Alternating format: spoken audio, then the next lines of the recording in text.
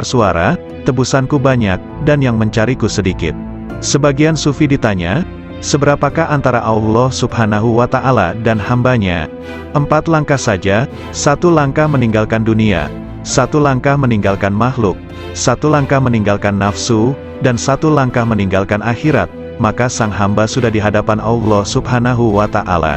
Jawabnya. Sari berkata, siapa yang bangkit untuk taat kepada Allah Ta'ala tanpa ada yang lain, Allah akan memberi minuman dari mata air cinta darinya, dan dihantar menuju tempat yang benar.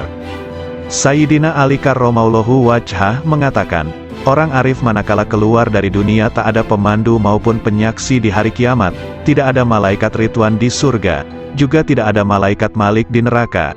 Beliau ditanya, lalu di mana sang arif dijumpai? Di hadapan Allah yang Maha Diraja, di tempat yang benar. Ketika mereka bangkit dari kuburnya, mereka tidak bertanya-tanya, mana keluarga dan anakku, mana Jibril dan Mikail, mana surga dan pahala, namun justru berkata, manakah kekasihku dan kemesraan hatiku? Kolbu kaum arifin punya mata yang memandang apa yang tak biasa dipandang manusia. Sedangkan lisannya berkata dengan rahasia batinnya munajat dari malaikat-malaikat mulia di sisinya yang mencatat sayap-sayap yang terbang tanpa bulu hinggap di sisi Rabbul Alamin.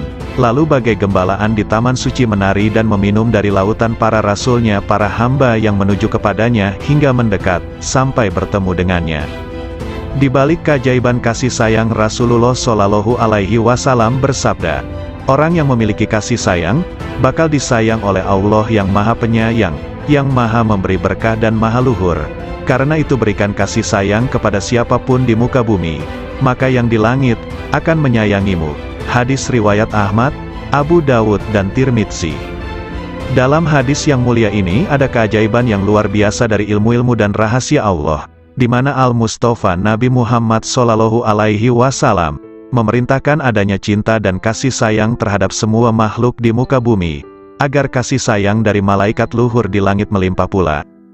Karena langit adalah jalan bagi turunnya kasih sayang ilahi, dan tempat sumber limpahan-limpahan alam cinta dan kasih sayang, sekaligus tempat hunian para malaikat yang dijadikan sebagai perantara rahasia-rahasia antara dirinya dan para makhluknya. Bila Allah melimpahkan rahmat dalam rahasia malaikat rizki, maka Allah memberikan pertolongan kepada pencari rizki. Bila Allah melimpahkan rahmat kepada rahasia pencatat amal, maka Allah memberikan kelupaan hamba terhadap keburukan-keburukan. Bila Allah melimpahkan pada rahasia malaikat rakib, maka Allah memberikan pertolongan dan kasih sayang. Kasih sayang adalah perilaku jiwa kaum arifin dan sekaligus menjadi miraj kalbunya menuju Tuhannya. Sedangkan hamba-hamba Allah yang arifin tadi merupakan pantulan manifestasi rahmat Tuhan semesta alam bagi para makhluknya, dan Dia adalah Maha Suci dan Maha Cinta dan Kasih. Anak-anak sekalian, bila kalian mewujudkan sifat kasih sayang kepada sesama makhluk, Anda pasti dirahmati. Jika Anda bermajlis dengan kaum arifin, pasti Anda sukses jiwamu. Jika Anda bertanya pada kaum yang penuh hikmah Rabbaniyah, pasti Anda mendapatkan pengetahuan. Segala sesuatu itu ada kuncinya. Kunci ilmu itu bertanya, jika tidak tahu, jika Anda bisa hendaklah bermajlis dengan kaum arifin, yang bisa Anda gali pengetahuan mereka dan hakikat rumusnya, kelembutan isyaratnya, maka sungguh Anda meraih keuntungan, karena yang paling mulia di antara para ulama adalah ulama Robbaniyun, yang sangat agung dibanding siapapun di muka bumi selain Allah, karena mereka ini adalah kekasih-kekasih Allah dan pengemban amanah rahasianya. Maka jagalah kehormatan mereka, gerakkan intuisi mereka dengan bertanya yang baik, karena gejolak ombak dari intuisi kaum arifin itu tidak akan pernah sirna keajaibannya. Maka cukuplah disebut tolol bagi seseorang yang tidak mau belajar pada mereka, meraih limpahan dari kemampuan mereka, padahal Allah Subhanahu wa Ta'ala telah berfirman, bertanyalah kepada ahli zikir manakala kalian tidak tahu. Nabi Shallallahu Alaihi Wasallam juga bersabda, bermajlislah dengan orang-orang yang berjiwa besar dan bertanyalah kepada para ulama dan bergaulah dengan para ahli hikmah ilahiyah. Adab pencari ilmu. Zunnun al-Misri berkata, ada seorang tokoh di Maroko diceritakan sifat-sifatnya padaku, hingga akhirnya aku menempuh perjalanan ke sana. Selama 40 hari aku diam di sana, namun aku tidak mendapatkan pengetahuan apa-apa. Saya tahu tokoh itu sangat sibuk dengan Tuhannya, padahal aku pun juga tidak pernah sedikit pun mengurangi rasa hormatku. Suatu hari ia melihatku. "Dari mana seorang pengembara ini?" tanyanya. Aku ceritakan perjalananku dan sebagian kondisi jiwaku. "Apa yang membuat Anda kemari?" "Saya ingin menggali ilmu Anda," kataku. "Takwalah kepada Allah dan pasrahlah kepadanya, karena Dia adalah yang maha memelihara dan maha terpuji," katanya kemudian diam begitu lama. "Mohon ditambah lagi bagiku, semoga Allah merahmatimu. Saya ini orang yang sangat asing, dan datang dari negeri yang jauh. Aku ingin bertanya banyak hal yang bergolak di batinku." "Anda ini pelajar, seorang ulama atau peneliti?" tanyanya padaku. "Saya ini pelajar yang sangat butuh pengetahuan." "Nah, Anda sebaiknya tetap di posisi Anda sebagai pelajar. Jagalah adab dan jangan melampaui batas, sebab jika Anda melampaui batas adab tadi malah rusak manfaatnya." Para cendekiawan itu dari kalangan para ulama, sedangkan para arifun itu dari kaum sufi yang menempuh jalan kebenaran dan menempuh segala jerih payah kesusahan. Mereka pergi dengan kebajikan dunia akhirat. Semoga Allah memberikan rahmat padamu. "Kapankah seorang hamba sampai pada tahap yang Anda ungkapkan sifatnya itu?" tanyaku lagi. "Jika ia telah keluarkan hatinya dari sebab akibat duniawi." "Kapan seorang hamba bisa demikian?" "Jika ia telah keluar dari merasa bisa berdaya dan berupaya." "Apakah pangkal akhir seorang arif itu?" "Jika semuanya seperti tiada ketika semuanya ada." "Kapan sampai pada martabat sidikin?" "Jika sudah mengenal dirinya." "Kapan mengenal dirinya?" "Jika telah tenggelam di lautan anugerah, dan keluar dari tempat keegoannya dan berpijak pada langkah keluhuran."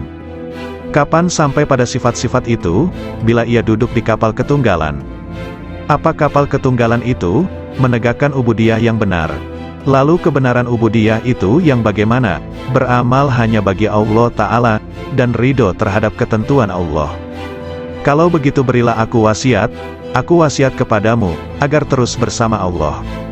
Lagi, cukup Abdul Wahid bin Zaid mengisahkan, "Suatu hari aku bertemu dengan seseorang ketika di perjalananku, ia memakai baju dari bulu. Aku ucapkan salam padanya. 'Semoga Allah merahmatimu, aku ingin bertanya suatu hal.' 'Silakan.' Hari-hari telah lewat dan nafas itu dihitung dan dibatasi, sedangkan Allah terus-menerus mendengar dan melihat. 'Apakah pangkal takwa itu?' 'Sabar bersama Allah Ta'ala,' jawabnya.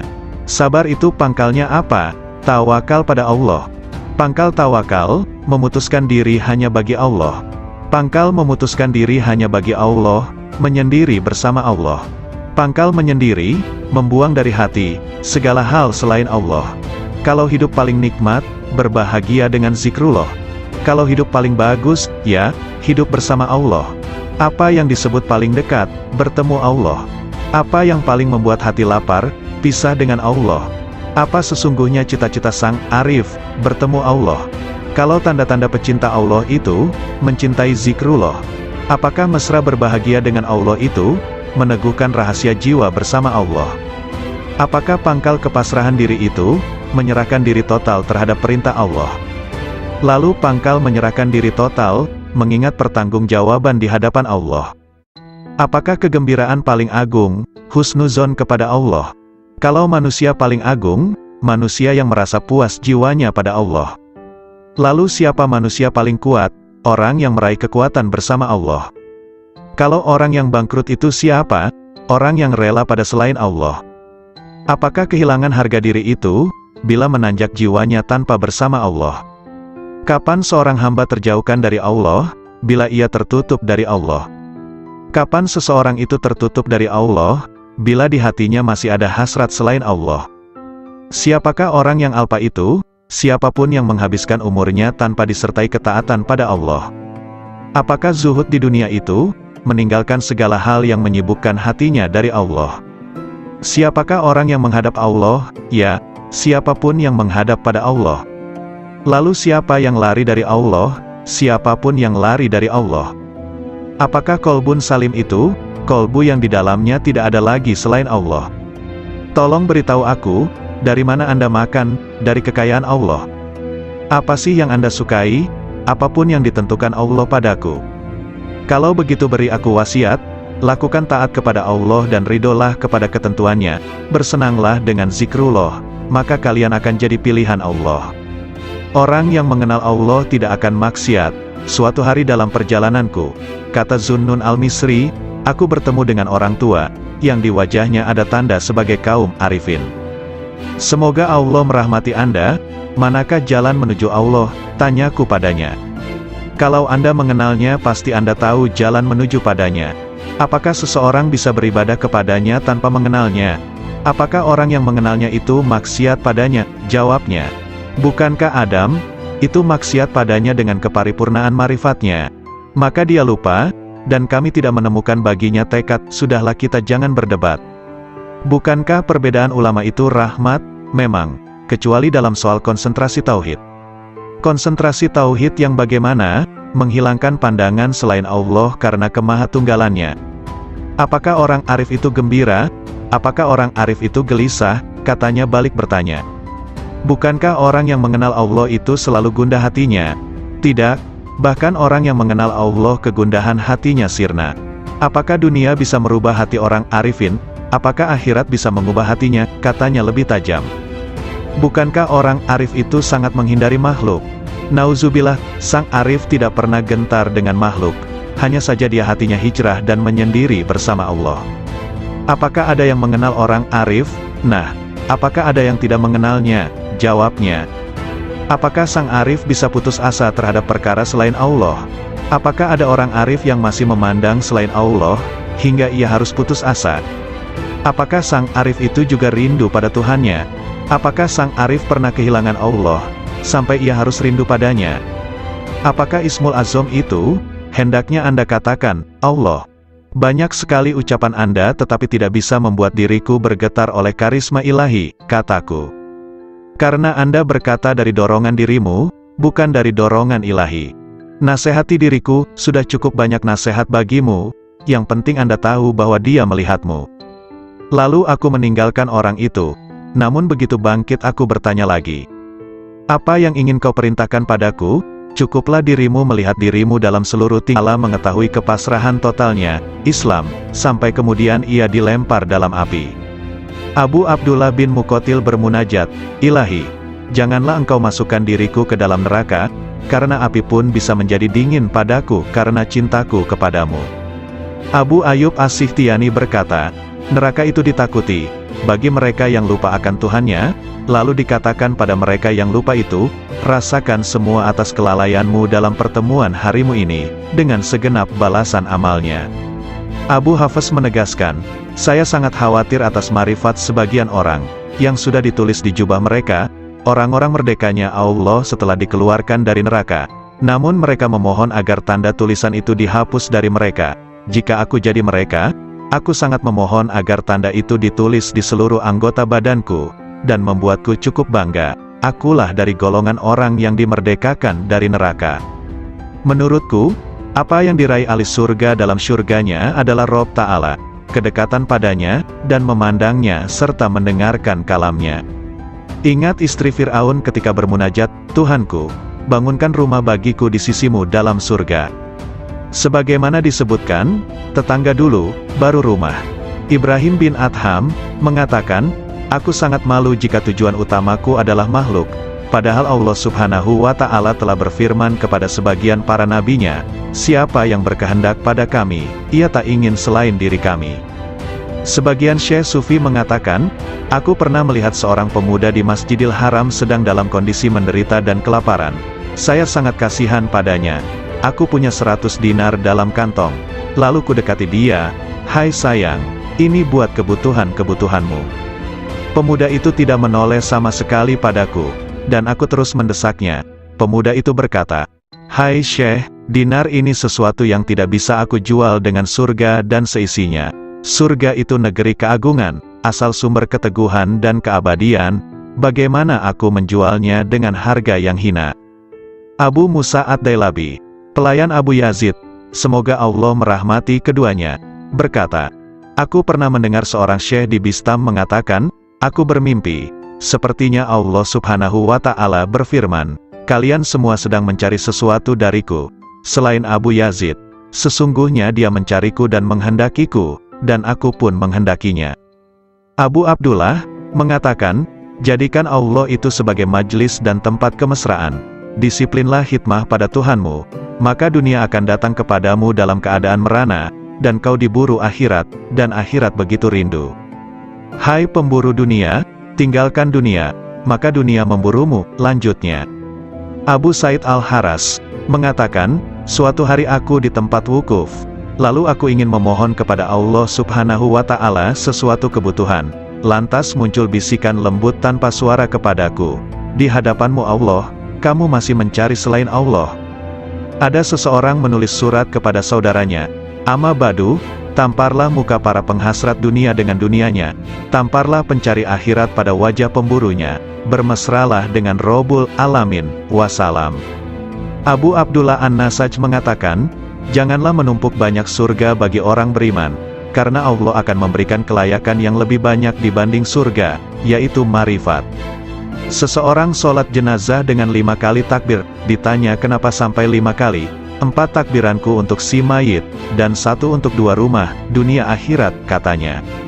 Kisah terjadi ketika ayat Al-Quran dibacakan pada Abu Yazid, di antara kalian ada yang berharap dunia, dan di antara kalian ada yang berharap akhirat. Lalu Abu Yazid berkata, mana yang berharap kepada Tuhan? Amirul Mukminin Ali bin Abi Thalib berkata kepada Abu Bakar As-Siddiq, wahai Khalifah Rasulullah Shallallahu Alaihi Wasallam, bagaimana Anda meraih posisi derajat ini hingga mendahului kami?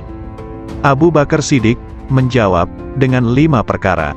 Pertama, aku dapatkan manusia 2 kelompok, pemburu dunia dan pemburu akhirat, sedangkan aku pemburu Tuhan. Kedua, sejak aku masuk Islam, aku tak pernah kenyang dengan makanan dunia. Ketiga, aku tak pernah segar minum minuman dunia. Keempat, jika muncul di hadapanku 2 pilihan amaliyah, amal dunia dan amal akhirat, aku pasti memilih amal akhirat. Kelima, aku berguru, bersahabat, pada Nabi Shallallahu Alaihi Wasallam, dan aku senantiasa bersahabat yang sebaik-baiknya. Sungguh mengherankan, riwayat dari Umar bin Khattab, aku mendengar Rasulullah mengatakan, sesungguhnya amal-amal itu bergantung dengan niat-niatnya, dan sesungguhnya setiap orang tergantung apa yang diniatkan. Maka siapa yang hijrahnya kepada Allah dan Rasul-Nya, maka hijrahnya kepada Allah dan Rasul-Nya. Dan barang siapa yang hijrahnya kepada dunia akan mendapatkan dunia, atau kepada perempuan, akan mengawininya, maka hijrahnya tergantung apa yang diorientasikannya. Hadis riwayat Bukhari, Muslim dan Nasai dan yang lain. Hati kaum arifin senantiasa menuju Rabbul Alamin. Raihlah tujuan perjalanan akhir tanpa hambatan, hanya menuju dan bagi Allah, janganlah kelain Allah. Setiap apa yang kau harapkan teguh dengan hijrah kepada Allah.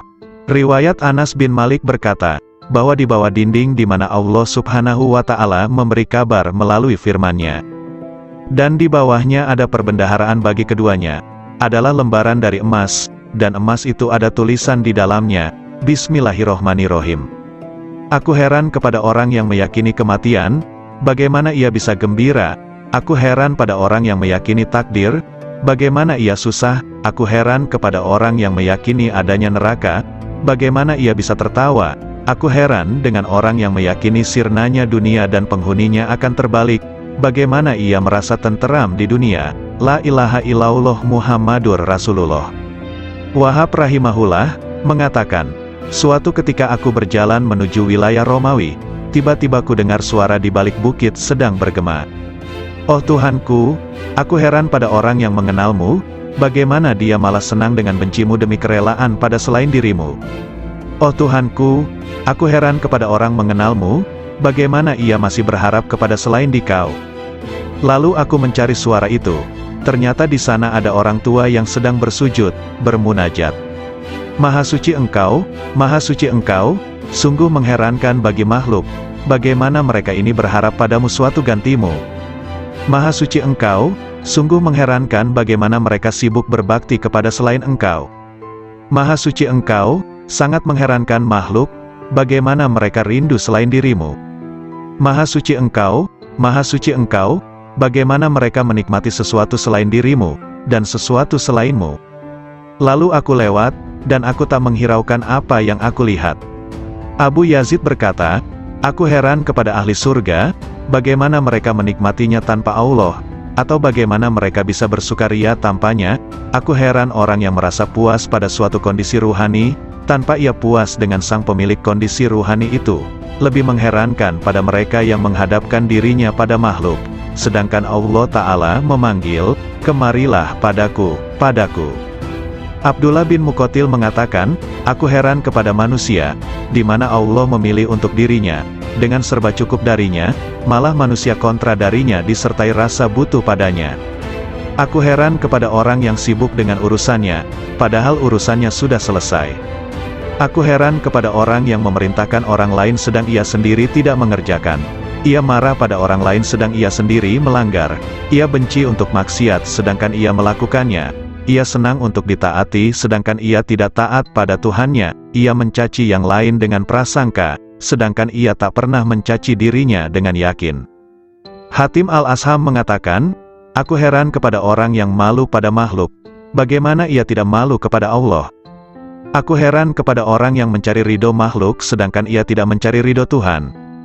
Aku heran kepada orang yang mencintai ahli ibadah, sedangkan ia menuju maksiat. Aku heran kepada orang yang mengenal keagungan Allah, bagaimana ia bisa kontra padanya. Aku heran kepada orang yang makan rizki Tuhannya, bagaimana ia terima kasih kepada selain Allah.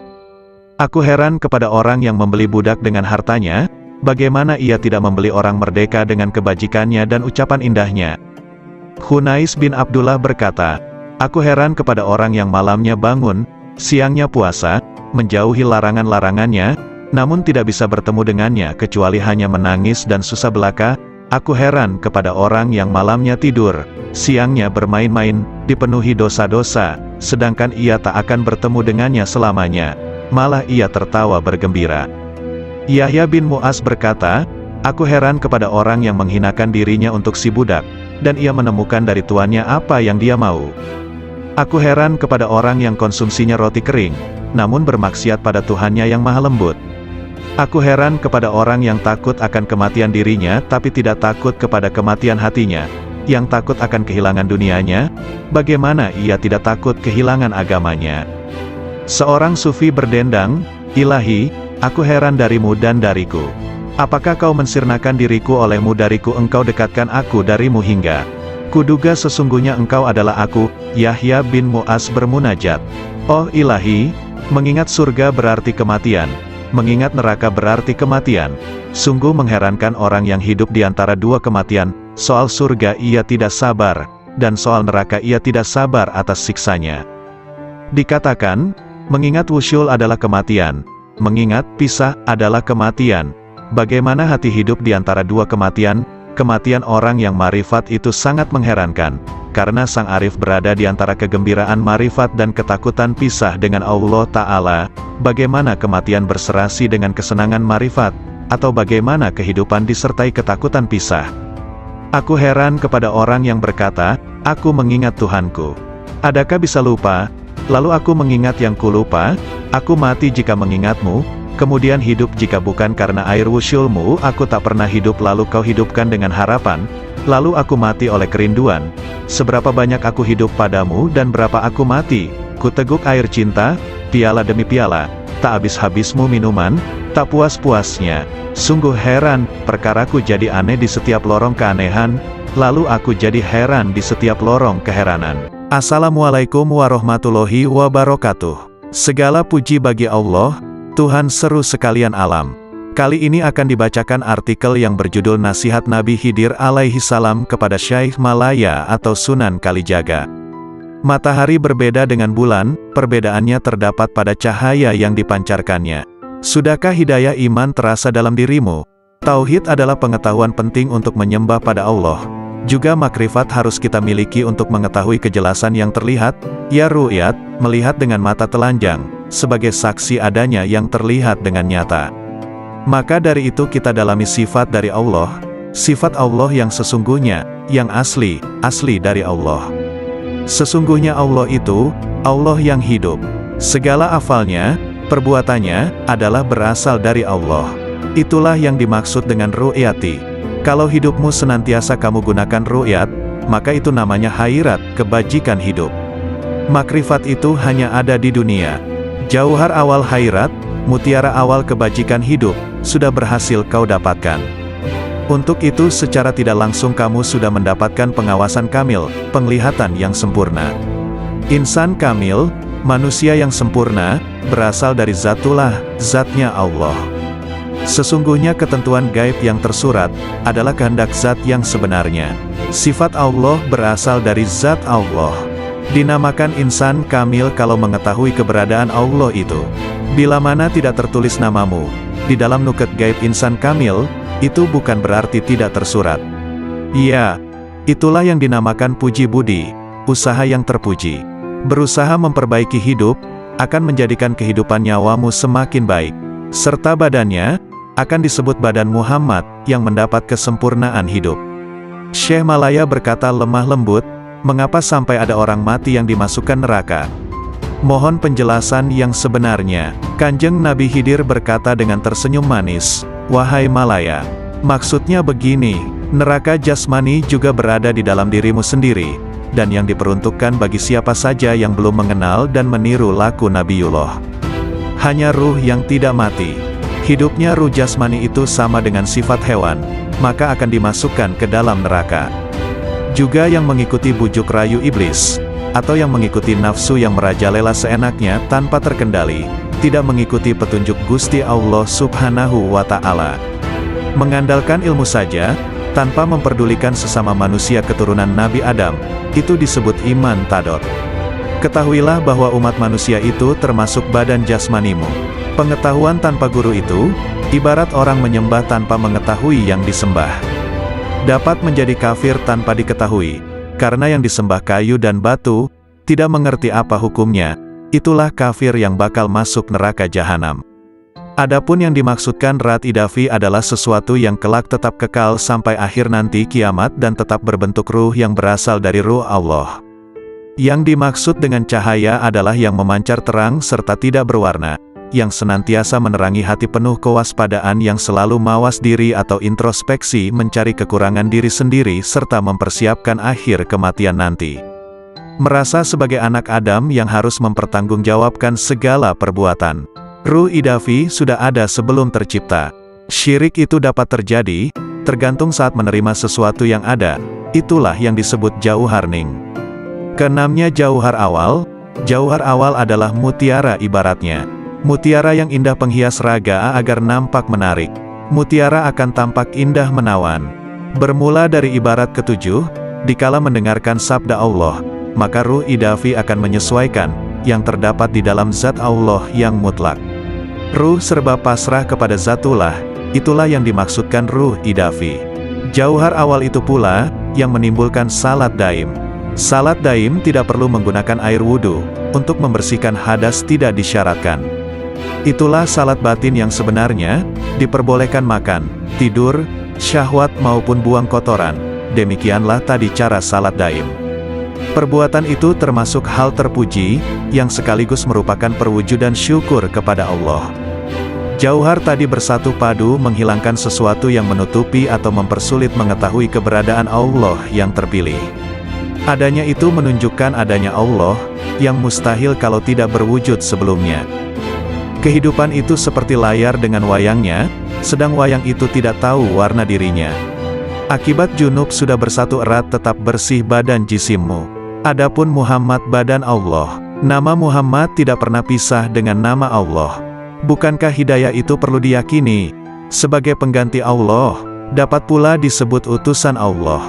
Nabi Muhammad juga termasuk badan mukmin atau orang yang beriman. Ruh mukmin identik pula dengan ruh idafi dalam keyakinanmu. Disebut iman maksum, kalau sudah mendapat ketetapan sebagai panutan jati. Bukankah demikian itu pengetahuanmu? Kalau tidak hidup begitu, berarti itu sama dengan hewan yang tidak tahu adanya sesuatu di masa yang telah lewat. Kelak, karena tidak mengetahui keislaman, maka matinya tersesat, kufur serta kafir badannya. Namun bagi yang telah mendapatkan pelajaran ini, segala permasalahan dipahami lebih seksama baru dikerjakan. Allah itu tidak berjumlah tiga, yang menjadi suri tauladan adalah Nabi Muhammad. Bukankah sebenarnya orang kufur itu mengingkari 4 masalah prinsip? Di antaranya bingung karena tiada pedoman manusia yang dapat diteladani. Kekafiran mendekatkan pada kufur kafir.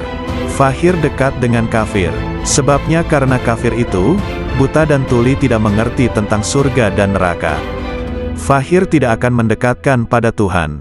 Tidak mungkin terwujud pendekatan ini, tidak menyembah dan memuji, karena kekafirannya. Seperti itulah kalau fahir terhadap Zatullah. Dan sesungguhnya Gusti Allah, mematikan kefahiran manusia, kepastiannya ada di tangan Allah semata-mata. Adapun wujud Zatullah itu, tidak ada satu makhluk pun yang mengetahui kecuali Allah sendiri. Ruh idafi menimbulkan iman. Ruh idafi berasal dari Allah yang Maha Esa. Itulah yang disebut iman tauhid. Meyakini adanya Allah juga adanya Muhammad sebagai Rasulullah. Tauhid hidayah yang sudah ada padamu, menyatu dengan Tuhan yang terpilih. Menyatu dengan Gusti Allah, baik di dunia maupun di akhirat. Dan kamu harus menyatu bahwa Gusti Allah itu ada dalam dirimu. Ruh idafi ada di dalam dirimu. Makrifat itu sebutannya, hidupnya disebut syahadat, hidup tunggal di dalam hidup. Sujud ruku sebagai penghiasnya, ruku berarti dekat dengan Tuhan pilihan. Penderitaan yang selalu menyertai menjelang ajal tidak akan terjadi padamu.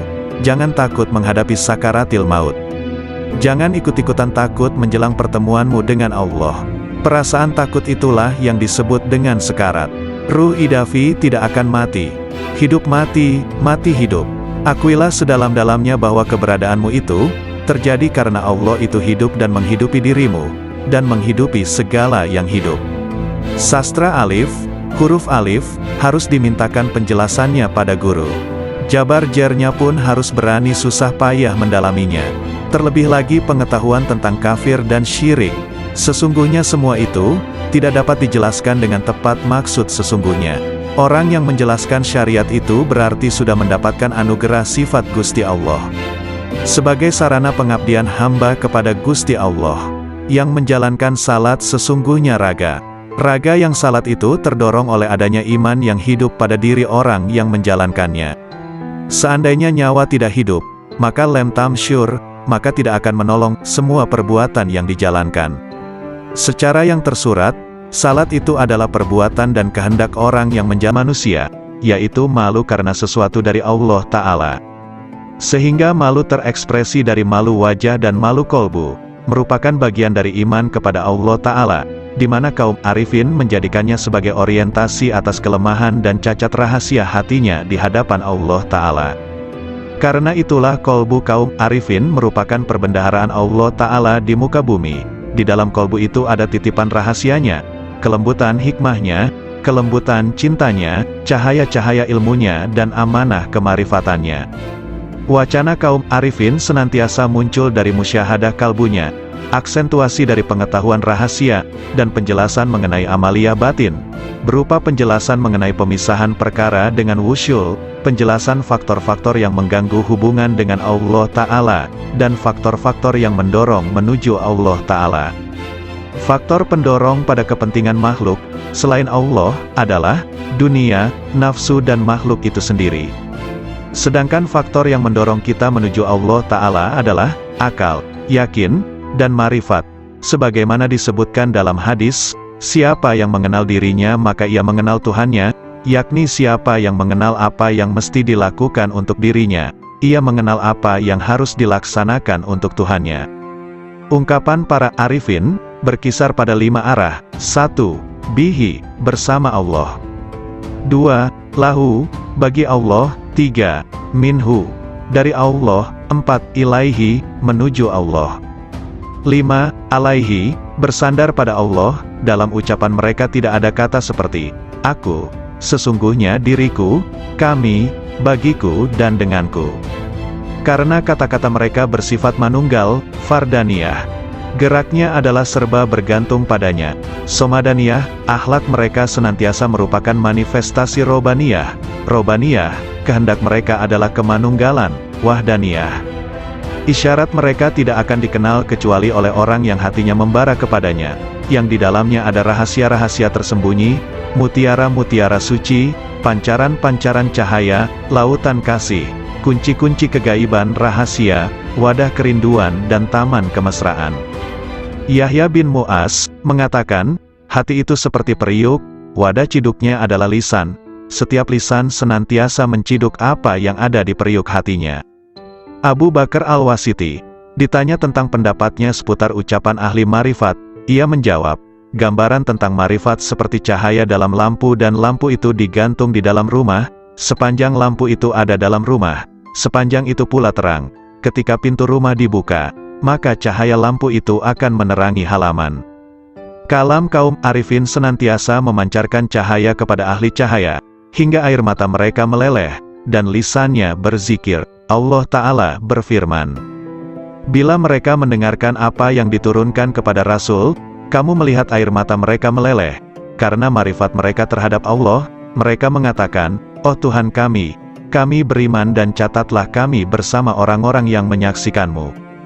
Metafor jiwa kaum arif seperti rumah, hatinya seperti lampu, minyaknya adalah rasa yakin, airnya dari kejujuran hati, pintalannya dari ikhlas, kacanya dari kebeningan dan kerelaan hati, dan gantungannya dari akal. Khauf itu adalah api dalam cahaya, sedangkan raja, harapan, adalah cahaya dalam api. Marifat seperti cahaya dalam cahaya. Lampu itu digantung di pintu lobang, jika seorang arif membuka mulutnya, akan muncul hikmah dari dalam hatinya, mengalirlah cahaya hati lewat mulutnya, lalu cahaya itu membias kepada mereka yang siap disemai cahaya, lalu cahaya saling bergantungan dengan cahaya. Ada sebagian ucapan lebih dahsyat dibanding cahaya matahari, dan sebagian lebih gulita dibanding gelapnya malam. Kalam ahli marifat senantiasa adalah perbendaharaan Tuhan yang Maha Suci, di mana sumber-sumbernya adalah kolbu kaum arifin, di mana Allah memerintahkan agar menginfakkan cahaya itu kepada yang lain yang berhak menerimanya, dalam firman-Nya. Ajaklah mereka ke jalan Tuhanmu dan dengan hikmah dan nasihat yang bagus berilah argumentasi dengan argumen yang lebih bagus. Sesungguhnya Tuhanmu Dia lebih tahu pada orang yang tersesat dari jalannya, dan Ia Maha tahu pada orang yang diberi hidayah. Sebagian arifin ditanya, manakah cahaya yang lebih hebat ketimbang matahari? Marifat, jawabnya, apa yang lebih berguna dibanding air? Ucapan ahli marifat, katanya, apa yang lebih harum aromanya ketimbang minyak kesturi? Waktunya orang arif, apa pekerjaan orang arifin? Memandang pekerjaan rububiyah dan panji-panji kelembutan kudrah, jawabnya. Hasrat orang-orang soleh, Abu Said Al-Balhi, ditanya, kenapa ucapan orang pendahulu, salaf, lebih utama dibanding orang akhir, khalaf? Karena kehendak mereka adalah memuliakan Islam, menyelamatkan jiwa, kasih sayang pada sesama saudara dan ridho kepada Ar-Rahman, jawabnya. Sedangkan kehendak kita adalah memanjakan hawa nafsu, mencari pujian orang dan mencari kenikmatan dunia. Tambahnya lagi, seorang hamba manakala taat pada Tuhannya, Allah memberinya rejeki seteguk air dari sumber marifat, lalu ia mengucapkan dengan lisannya, namun jika ia meninggalkan taatnya, ia tidak akan merusak taat itu, namun tetap tersimpan di hatinya, dan tidak mengucapkannya dengan lisannya, agar ia tetap dalam sesalnya dan menjadi cobaan dengan berbagai ujian. Tiada dua orang beriman yang bertemu, yang keduanya berzikir kepada Allah, melainkan Allah menambah cahaya marifatullah pada kedua hatinya, sebelum keduanya berpisah. Sesungguhnya Allah memunculkan ahli marifat di atas puncak gelombang lautan intuisi, kolbu dan memuliakan mereka di atas perbendaharaan rahasia serta rahasia pengetahuan yang tak terhingga jumlahnya. Tidak pernah putus uraiannya, tidak pernah ditemukan ujung dalamnya, tidak sirna keajaibannya, hingga mereka menyelami cahaya marifat, dalam kedalaman isyarat yang terpendam, dalam makna-maknanya yang tersembunyi, hingga keluar dengan keajaiban satriguna dan kelembutan bekal-bekal melimpahnya, hakikat-hakikat dan isyaratnya, yang membakar kolbu para pecinta, memesrakan ruh para penempuh. Itulah cahaya dari cahaya hidayah, di mana seorang hamba meraih petunjuk dari kebajikan riayah, penjagaan jiwa, jika meraih taufik dan inayah. Yahya bin Mu'az berkata, aku bertemu kaum arifin yang dilimpahi hikmah. Aku temukan mayoritas mereka tidak memiliki apa-apa, malah mereka dibiayai yang lain. Laits al-Misri, punya saudara yang ada di Iskandariyah. Ketika ia datang, saudaranya menjawab, aku sedang menghadap Allah. Mana faedah dari penghadapanmu pada Tuhanmu? Saudaranya diam. Lalu Laits mengatakan, sang hamba jika menghadap pada Allah dengan keselarasan yang benar, Allah memberikan faedah-faedah yang tak pernah terlintas di hati manusia. Yahya bin Mu'az, manakala bicara suatu hari, tiba-tiba ada orang yang berteriak keras di majelisnya, sembari merobek-robek bajunya. "Hai, apa yang kamu katakan?" Kalam ahli marifat. Ketika muncul dari sumber rahasia kemanunggalan, ia menggali hati orang yang dibakar rindu dan cinta dengan apinya, lantas sifat-sifat manusiawi sirna. Karena itu kalimat orang yang bertakwa itu posisinya mendekati wahyu. Suatu ketika ada kata-kata terucap dari mereka, lalu ditanya, "Apa yang membuatmu bicara seperti ini?" "Hatiku mengatakan demikian, bermula dari pikiranku, dari rahasia jiwaku, dari Tuhanku," katanya. Sandaran hikmah adalah wujudnya hikmah, yaitu barang berharga yang hilang dari penempuh. Ketika ditemukan ia ambil, ia tak peduli dari manapun wadahnya, dari manapun diucapkannya, dari hati mana dinukil atau dari dinding mana terukir atau dari kafir mana didengar. Nilai hikmah, dalam sebuah hadis disebutkan, siapa yang ingin ilmu oleh Allah tanpa belajar, mendapatkan petunjuk tanpa hidayah, maka zuhudlah dari dunia. Setiap hikmah ada ahli dan zamannya, dan zaman itu telah berlalu dengan sejumlah besar ahlinya, sedangkan yang tersisa kini hanyalah musibah, maka kami kepada Allah, dan kami kepadanya kembali. Carilah lampu-lampu kalam kaum arifin sebelum mereka wafat, suatu nikmat yang kalian rasakan kemuliaannya, keutamaannya yang paripurna, dan Luqman dipilih oleh Allah dengan hikmah, karena kemuliaan hikmahnya. Hikmah itu sidikun, kebanggaan mutakun, firdaus para arifun, warisan para nabi dan mursalun, burulah sebelum sirna. Dian-dian cahaya manusia di setiap bumi, merekalah ulama generasi mulia. Ilmunya memancarkan cahaya di setiap lembah bagai purnama yang membias tanpa awan. Jalan istiqomah diriwayatkan oleh Ummu Habibah. Ia berkata, bahwa Rasulullah Shallallahu Alaihi Wasallam bersabda, "Tak seorang pun hamba yang muslim, sholat lillahi ta'ala setiap hari 12 rakaat, sholat sunnah, bukan sholat fardu, kecuali Allah membangunkan rumah di dalam surga." Hadis riwayat Muslim, Abu Dawud, Tirmidzi dan Nasai. Hadis ini memotivasi untuk menegakkan ibadah-ibadah sunnah, karena ibadah sunnah salah satu bentuk takarub kepada Allah Ta'ala, sekaligus menjadi bekal kaum arifun dalam menempuh jalan menuju kepada Allah Subhanahu wa Ta'ala, sekaligus menjadi perilaku kaum yang mengkhususkan, menyendiri, jiwanya di sisi Allah Subhanahu wa Ta'ala. Anak-anak sekalian, ketahuilah, siapa yang hakikat batinnya menyendiri bersama Allah secara total, dan rahasia sirnya benar-benar manunggal, akan terbuka seluruh tirai, segala bukti menjadi nyata, ketika musyahadah pada cahaya al-haq Allah Subhanahu wa Ta'ala.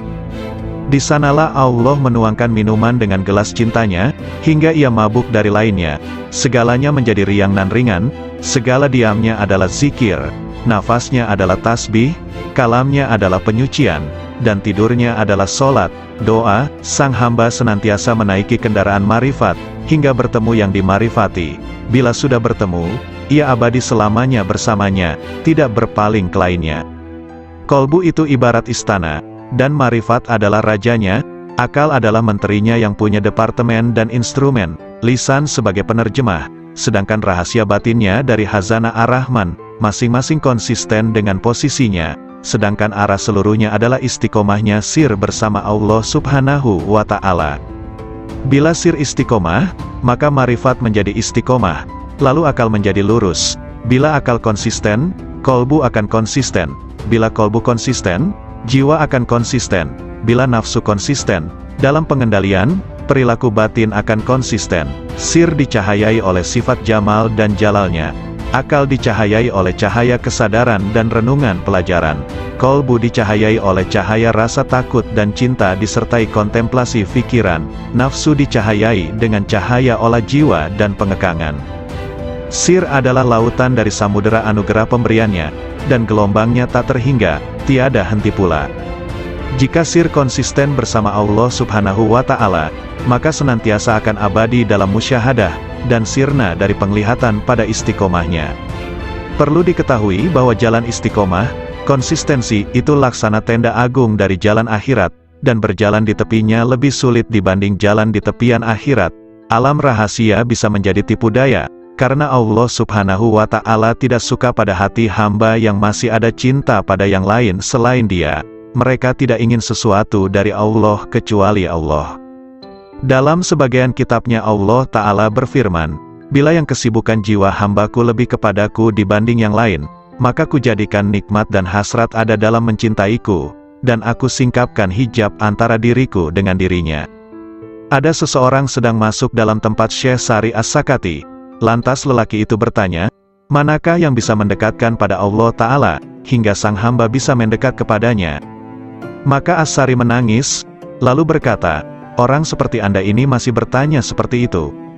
Yang paling utama cara mendekatkan hamba kepada Allah Subhanahu wa Ta'ala, hendaknya Allah Subhanahu wa Ta'ala muncul di hatimu, dan Anda tidak mau sama sekali pada dunia dan akhirat, kecuali hanya padanya. Ibrahim bin Adham mengatakan, puncak dari hasrat dan citaku dalam hubunganku dengan Allah Ta'ala adalah, hendaknya Dia menjadikan diriku condong terus kepadanya, hingga aku tak memandang apapun selain Dia, dan aku tidak sibuk dengan siapapun selain sibuk dengannya. Aku tak peduli Dia jadikan diriku jadi debu, atau hilang sama sekali. Nabi Ibrahim pernah ditanya, dengan cara apa Anda dapatkan keakraban dengan Allah Ta'ala? Dengan memutuskan diriku hanya kepada Tuhanku, dan pilihanku kepadanya dibanding lainnya, serta aku tidak pernah makan kecuali bersama tamuku. Rabia Al-Basriyah mengatakan, oh Tuhanku, hasratku di dunia dan di akhirat nanti hanya mengingatmu, dan hasratku di akhirat dari akhirat hanya memandangmu, maka lakukanlah antara keduanya sekehendakmu. Abu Yazid Al-Bistami menegaskan, rahasia batinku naik menuju Allah Subhanahu wa Ta'ala, lalu terbang dengan sayap marifat dengan cahaya kecerdasan di cakrawala wahdaniyah, kemahatunggalannya. Tiba-tiba nafsu menghadapku dan berkata, kemana kau pergi? Akulah nafsumu dan engkau harus bersamaku. Namun rahasia batinku, sir, sama sekali tidak menoleh padanya. Kemudian makhluk-makhluk lain menghadap sirku, mereka bertanya, kemana kau pergi? Kami adalah teman dan tempat curhatmu, engkau harus bersama kami, demi solidaritas padamu. Sirku sama sekali tidak menoleh. Lantas surga dengan segenap isinya menghadap sirku. Mereka bertanya, kemana engkau pergi? Engkau itu bagiku dan engkau harus di sini denganku. Maka sirku sama sekali tidak berpaling, lalu anugerah dan pemberian menghadapku, begitu juga karomah-karomah, hingga melewati kerajaannya, sampai pada kemah Fardaniyah, ketunggalannya, lantas melampaui universalitas dan keakuan, hingga sirku sampai di hadapan Allah Subhanahu wa Ta'ala. Dialah yang kucari. Allah Subhanahu wa Ta'ala berfirman kepada Nabi Musa, wahai Musa, sesungguhnya orang yang menjumpaiku pasti tidak akan kembali dariku, dan tidak akan kembali kecuali dari jalan lurusku. Abul Abbas Nin Atta mengatakan, manakala akhirat muncul dalam diri hamba, dunia menjadi sirna di sisinya, sehingga sang hamba hanya menetap di negeri keabadian. Namun manakala sang hamba berada dalam penyaksian Allah Ta'ala, segala hal selain Allah Ta'ala sirna, dan hamba abadi bersama Allah Subhanahu wa Ta'ala. Ada lelaki di hadapan Abu Yazid, berkata, ada informasi sampai kepadaku bahwa engkau punya Ismul Azam, sangat senang jika engkau mengajariku. Abu Yazid menjawab, nama Allah itu tidak terbatas, namun kosongkan hatimu hanya bagi kemahaesaannya, meninggalkan berpaling pada selain Allah Ta'ala.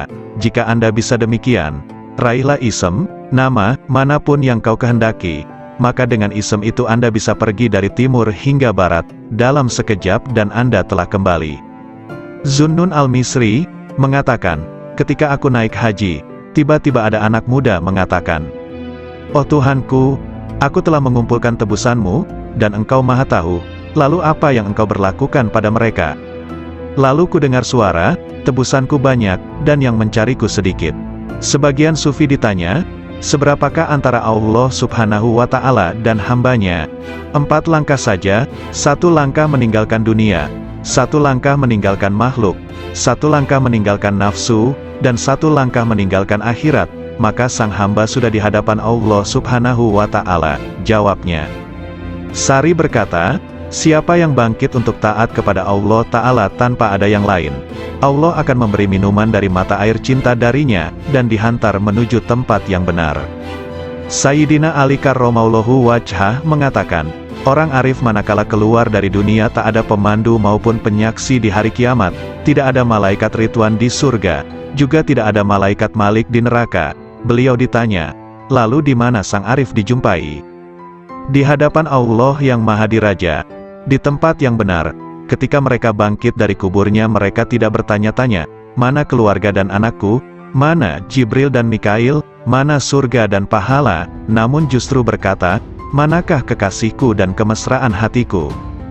Kolbu kaum arifin punya mata yang memandang apa yang tak biasa dipandang manusia.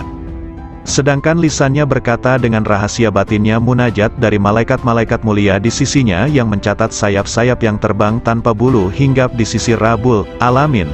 Lalu bagai gembalaan di taman suci menari dan meminum dari lautan para rasulnya, para hamba yang menuju kepadanya hingga mendekat, sampai bertemu dengannya. Di balik keajaiban kasih sayang, Rasulullah Shallallahu Alaihi Wasallam bersabda, orang yang memiliki kasih sayang, bakal disayang oleh Allah yang Maha Penyayang, yang Maha Memberi berkah dan Maha Luhur. Karena itu berikan kasih sayang kepada siapapun di muka bumi, maka yang di langit akan menyayangimu. Hadis riwayat Ahmad, Abu Dawud dan Tirmidzi. Dalam hadis yang mulia ini ada keajaiban yang luar biasa dari ilmu-ilmu dan rahasia Allah, di mana Al-Mustafa Nabi Muhammad Shallallahu Alaihi Wasallam memerintahkan adanya cinta dan kasih sayang terhadap semua makhluk di muka bumi, agar kasih sayang dari malaikat luhur di langit melimpah pula. Karena langit adalah jalan bagi turunnya kasih sayang ilahi, dan tempat sumber limpahan-limpahan alam cinta dan kasih sayang, sekaligus tempat hunian para malaikat yang dijadikan sebagai perantara rahasia-rahasia antara dirinya dan para makhluknya. Bila Allah melimpahkan rahmat dalam rahasia malaikat rizki, maka Allah memberikan pertolongan kepada pencari rizki.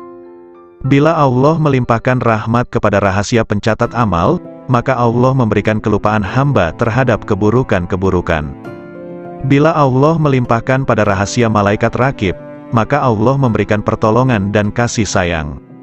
Kasih sayang adalah perilaku jiwa kaum arifin dan sekaligus menjadi miraj kalbunya menuju Tuhannya. Sedangkan hamba-hamba Allah yang arifin tadi merupakan pantulan manifestasi rahmat Tuhan semesta alam bagi para makhluknya, dan Dia adalah Maha Suci nan Maha Cinta dan Kasih. Anak-anak sekalian, bila kalian mewujudkan sifat kasih sayang kepada sesama makhluk, Anda pasti dirahmati. Jika Anda bermajlis dengan kaum arifin, pasti Anda sukses jiwamu. Jika Anda bertanya pada kaum yang penuh hikmah Rabbaniyah, pasti Anda mendapat. Juga yang mengikuti bujuk rayu iblis, atau yang mengikuti nafsu yang merajalela seenaknya tanpa terkendali, tidak mengikuti petunjuk Gusti Allah Subhanahu wa Ta'ala. Mengandalkan ilmu saja, tanpa memperdulikan sesama manusia keturunan Nabi Adam, itu disebut iman tadot. Ketahuilah bahwa umat manusia itu termasuk badan jasmanimu. Pengetahuan tanpa guru itu, ibarat orang menyembah tanpa mengetahui yang disembah. Dapat menjadi kafir tanpa diketahui, karena yang disembah kayu dan batu, tidak mengerti apa hukumnya, itulah kafir yang bakal masuk neraka jahanam. Adapun yang dimaksudkan Rat Idafi adalah sesuatu yang kelak tetap kekal sampai akhir nanti kiamat dan tetap berbentuk ruh yang berasal dari ruh Allah. Yang dimaksud dengan cahaya adalah yang memancar terang serta tidak berwarna, yang senantiasa menerangi hati penuh kewaspadaan yang selalu mawas diri atau introspeksi mencari kekurangan diri sendiri serta mempersiapkan akhir kematian nanti. Merasa sebagai anak Adam yang harus mempertanggungjawabkan segala perbuatan. Ruh Idafi sudah ada sebelum tercipta. Syirik itu dapat terjadi, tergantung saat menerima sesuatu yang ada, itulah yang disebut jauhar ning. Keenamnya jauhar awal adalah mutiara ibaratnya.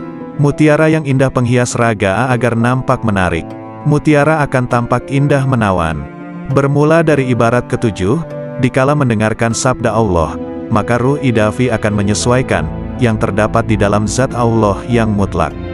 Ruh serba pasrah kepada zatullah, itulah yang dimaksudkan ruh Idafi. Jauhar awal itu pula yang menimbulkan salat daim. Salat daim tidak perlu menggunakan air wudhu, untuk membersihkan hadas tidak disyaratkan. Itulah salat batin yang sebenarnya, diperbolehkan makan, tidur, syahwat maupun buang kotoran. Demikianlah tadi cara salat daim.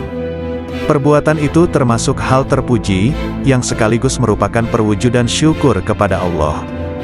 Jauhar tadi bersatu padu menghilangkan sesuatu yang menutupi atau mempersulit mengetahui keberadaan Allah yang terpilih. Adanya itu menunjukkan adanya Allah, yang mustahil kalau tidak berwujud sebelumnya. Kehidupan itu seperti layar dengan wayangnya, sedang wayang itu tidak tahu warna dirinya. Akibat junub sudah bersatu erat tetap bersih badan jisimmu. Adapun Muhammad badan Allah. Nama Muhammad tidak pernah pisah dengan nama Allah. Bukankah hidayah itu perlu diyakini? Sebagai pengganti Allah, dapat pula disebut utusan Allah. Nabi Muhammad juga termasuk badan mukmin atau orang yang beriman. Ruh mukmin identik pula dengan ruh idafi dalam keyakinanmu. Disebut iman maksum, kalau sudah mendapat ketetapan sebagai panutan jati. Bukankah demikian itu pengetahuanmu? Kalau tidak hidup begitu, berarti itu sama dengan hewan yang tidak tahu adanya sesuatu di masa yang telah lewat. Kelak, karena tidak mengetahui keislaman, maka matinya tersesat, kufur serta kafir badannya. Namun bagi yang telah mendapatkan pelajaran ini, segala permasalahan dipahami lebih seksama baru dikerjakan. Allah itu tidak berjumlah 3, yang menjadi suri tauladan adalah Nabi Muhammad. Bukankah sebenarnya orang kufur itu mengingkari 4 masalah prinsip? Di antaranya bingung karena tiada pedoman manusia yang dapat diteladani. Kekafiran mendekatkan pada kufur kafir. Fahir dekat dengan kafir. Sebabnya karena kafir itu buta dan tuli, tidak mengerti tentang surga dan neraka. Fahir tidak akan mendekatkan pada Tuhan. Tidak mungkin terwujud pendekatan ini, tidak menyembah dan memuji, karena kekafirannya. Seperti itulah kalau fahir terhadap zatullah. Dan sesungguhnya Gusti Allah mematikan kefahiran manusia, kepastiannya ada di tangan Allah semata-mata. Adapun wujud zatullah itu, tidak ada satu makhluk pun yang mengetahui kecuali Allah sendiri. Ruh idafi menimbulkan iman. Ruh idafi berasal dari Allah yang Maha Esa. Itulah yang disebut iman tauhid. Meyakini adanya Allah juga adanya Muhammad sebagai Rasulullah. Tauhid hidayah yang sudah ada padamu, menyatu dengan Tuhan yang terpilih. Menyatu dengan Gusti Allah, baik di dunia maupun di akhirat. Dan kamu harus menyatu bahwa Gusti Allah itu ada dalam dirimu. Ruh idafi ada di dalam dirimu. Makrifat itu sebutannya, hidupnya disebut syahadat, hidup tunggal di dalam hidup. Sujud ruku sebagai penghiasnya, ruku berarti dekat dengan Tuhan pilihan. Penderitaan yang selalu menyertai menjelang ajal tidak akan terjadi padamu. Jangan takut menghadapi sakaratil maut. Jangan ikut-ikutan takut menjelang pertemuanmu dengan Allah. Perasaan takut itulah yang disebut dengan sekarat. Ruh idafi tidak akan mati. Hidup mati, mati hidup. Akuilah sedalam-dalamnya bahwa keberadaanmu itu terjadi karena Allah itu hidup dan menghidupi dirimu, dan menghidupi segala yang hidup. Sastra alif, huruf alif, harus dimintakan penjelasannya pada guru. Jabar jernya pun harus berani susah payah mendalaminya. Terlebih lagi pengetahuan tentang kafir dan syirik. Sesungguhnya semua itu tidak dapat dijelaskan dengan tepat maksud sesungguhnya. Orang yang menjelaskan syariat itu berarti sudah mendapatkan anugerah sifat Gusti Allah. Sebagai sarana pengabdian hamba kepada Gusti Allah, yang menjalankan salat sesungguhnya raga. Raga yang salat itu terdorong oleh adanya iman yang hidup pada diri orang yang menjalankannya. Seandainya nyawa tidak hidup, maka lem tamsyur, maka tidak akan menolong semua perbuatan yang dijalankan. Secara yang tersurat, salat itu adalah perbuatan dan kehendak orang yang menjalankan, namun sebenarnya Allah lah yang berkehendak atas hambanya. Itulah hakikat dari Tuhan penciptanya. Ruh idafi berada di tangan orang mukmin. Semua ruh berada di tangannya, yaitu terdapat pada ruh idafi. Ruh idafi adalah sifat jamal, sifat yang bagus atau indah, keindahan yang berasal zatullah. Ruh idafi nama sebuah tingkatan, makom, yang tersimpan pada diri utusan Allah, Rasulullah. Syarat jisim latif, jasad halus itu, harus tetap hidup dan tidak boleh mati. Cahayanya berasal dari ruh itu, yang terus-menerus meliputi jasad, yang mengisyaratkan sifat jalal, sifat yang perkasa, dan sekaligus mengisyaratkan adanya sifat jamal, sifat keindahan. Jauhar awal mayit, mutiara awal kematian, itu memberi isyarat hilangnya diri ini. Setelah semua menemui kematian di dunia, maka akan berganti hidup di akhirat. Kurang lebih 3 hari perubahan hidup itu pasti terjadi. Asal mula manusia terlahir, dari adanya ayah, Ibu serta Tuhan yang Maha Pencipta. Satu kelahiran berasal dari 3 asal lahir. Ya, itulah isyarat dari 3 hari. Setelah dititipkan selama 7 hari, maka dikembalikan kepada yang menitipkan, yang memberi amanat. Titipan itu harus seperti sedia kala. Bukankah tauhid itu sebagai sarana untuk makrifat? Titipan yang ke-30 hari, itu juga termasuk juga titipan, yang ada hanya kemiripan dengan yang 7 hari. Kalau menangis mengeluarkan air mata karena menyesali sewaktu masih hidup, seperti teringat semasa kehidupan itu berasal dari nur, yang mana cahayanya mewujudkan dirimu. Hal itulah yang menimbulkan kesedihan dan penyesalan yang berkepanjangan. Tak terkecuali siapapun yang merasakan itu semua. Sebagaimana kamu mati, saya merasa kehilangan. Mati atau hilang bertepatan hari kematian yang ke-40 hari. Bagaimanakah yang lebih tepat untuk melukiskan persamaan sesama makhluk hidup secara keseluruhannya?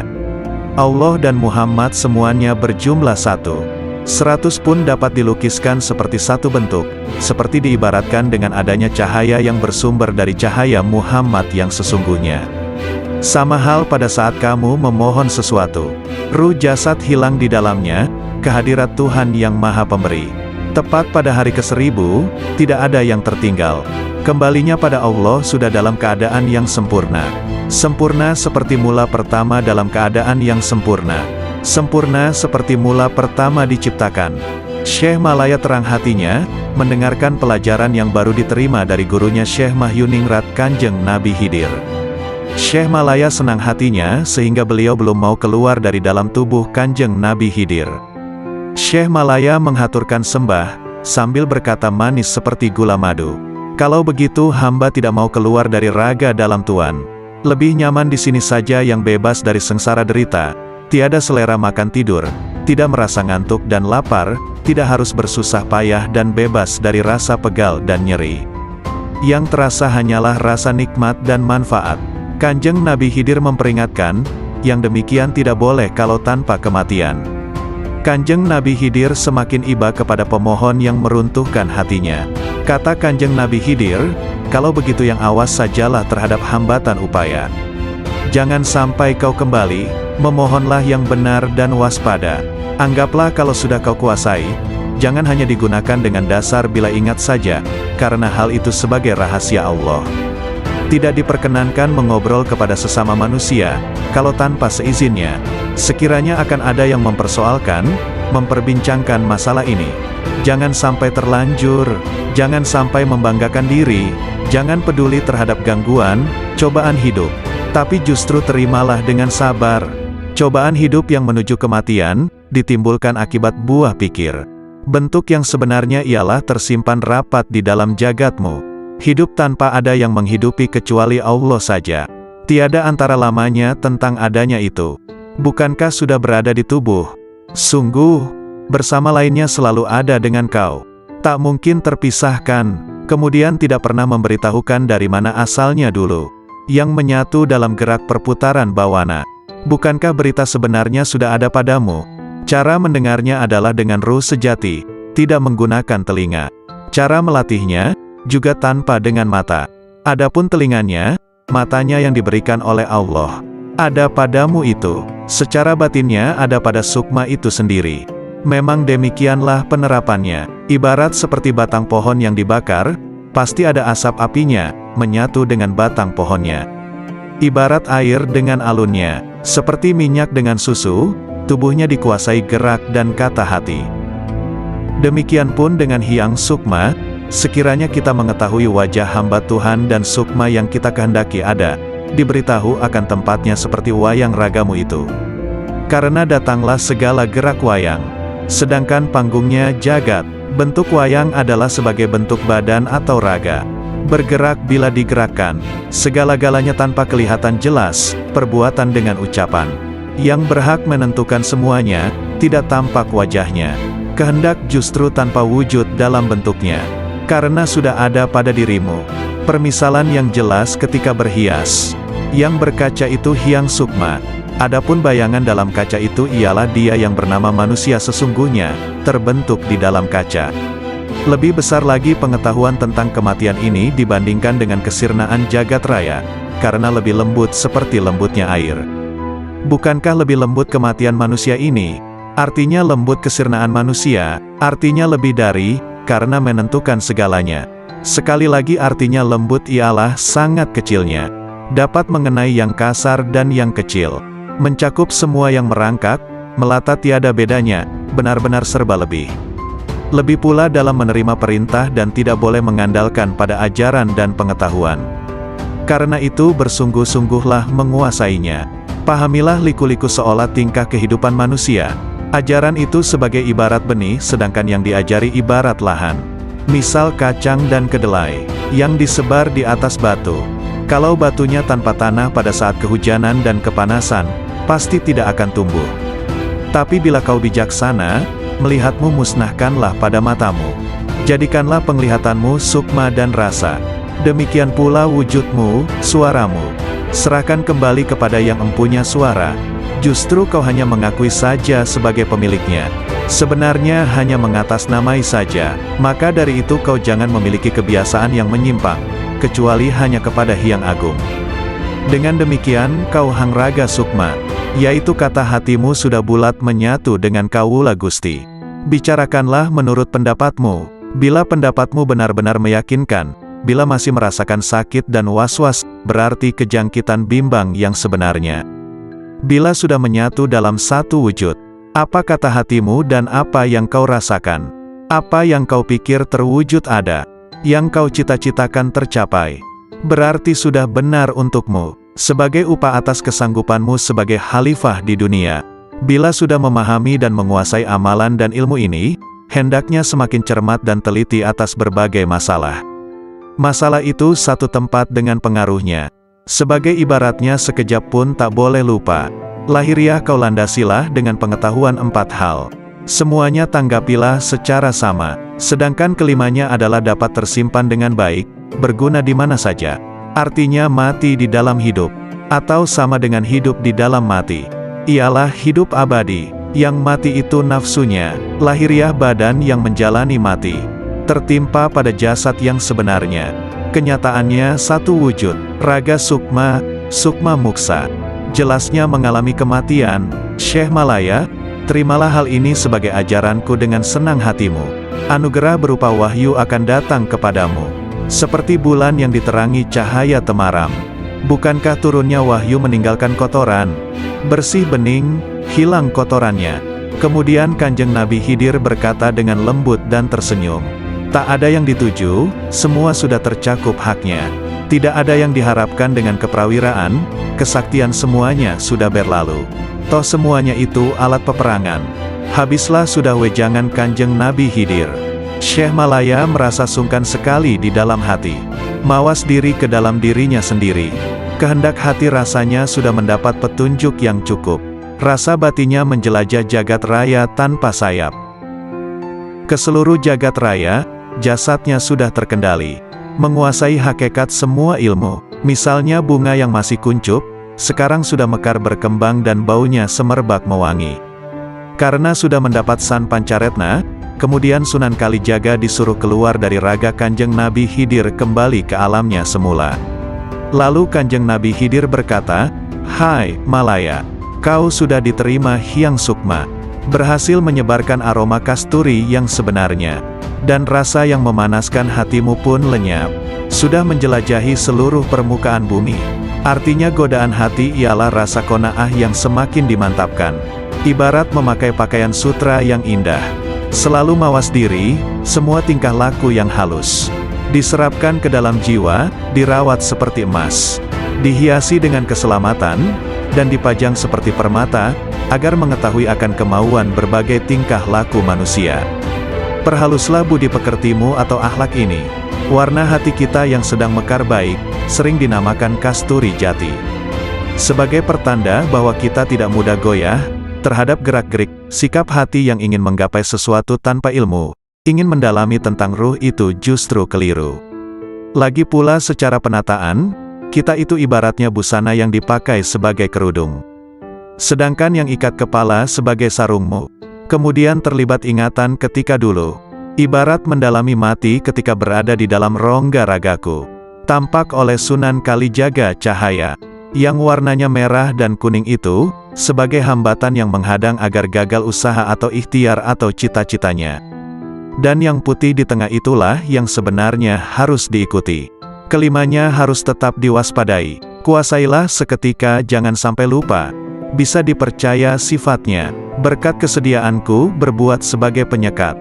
Untuk alat pembebas sifat berbangga diri. Yang selalu didambakan siang dan malam. Bukankah aku banyak sekali melekat atau mengetahui caranya pemuka agama yang ternyata salah dalam penafsiran dan penyampaian keterangannya, anggapannya sudah benar, tak tahunya malah mematikan pengertian yang benar. Akibatnya terperosok dalam penerapannya. Ada pemuka agama yang ibaratnya menjadi murung. Ia hanya sekedar mencari tempat bertengger saja, yaitu pada batang kayu yang baik rimbun, lebat buahnya, kuat batangnya. Untuk kemuliaan hidup baru, ada orang yang berkedudukan, ada yang ikut orang kaya. Akhirnya dimasyarakatkan. Ibaratnya seperti sekedar memperoleh kemuliaan sepele. Jadinya tersesat-sesat. Ada pula yang justru memiliki jalan terpaksa. Demikian, artikel ini dimuat di Matops Blog. Assalamualaikum warahmatullahi wabarakatuh. Alhamdulillah, segala puji bagi Allah, Tuhan seru sekalian alam. Kali ini akan dibacakan nasihat atau wejangan Syekh Ahmad Ar-Rifai, pengasas Tarekat Rifaiyah. Nasihat ini diambil dari dailysufi.blogspot.com. Dengan dibacakan nasihat ini, semoga Allah melimpahkan ibrah dan hikmah, guna menggapai ridha ilahi. Musibah batin itu hijab. Sesungguhnya Nabi Shallallahu Alaihi Wasallam bersabda, perbuatan-perbuatan baik bisa menjaga serangan keburukan, dan sesungguhnya sedekah rahasia itu bisa meniup api amarah Tuhan, dan sebenarnya silaturahim itu menambah usia dan menghapus kemiskinan. Hadis riwayat Tabrani. Dalam hadis yang mulia ini ada pelajaran akhlak mulia, di mana kaum arifin membumbung menuju Rabb-Nya, sebab asas dari marifat adalah makarimul akhlak, semulia-mulianya akhlak, sedangkan akhlak buruk adalah, nauzubillah, adalah wujud terhijabnya rahasia batin dari Allah Ta'ala.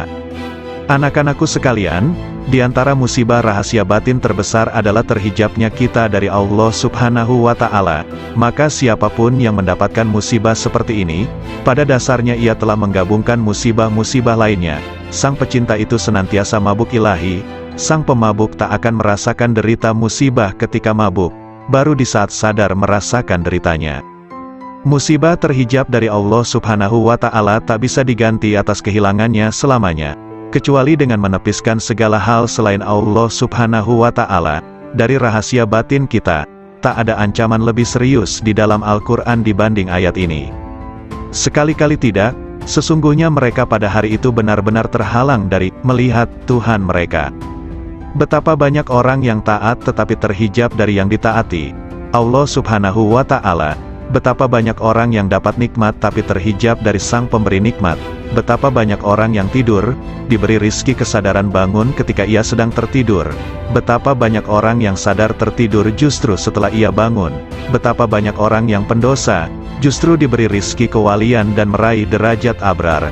Betapa banyak orang zuhud yang gugur dari wilayahnya, dan menempuh jalan pendosa.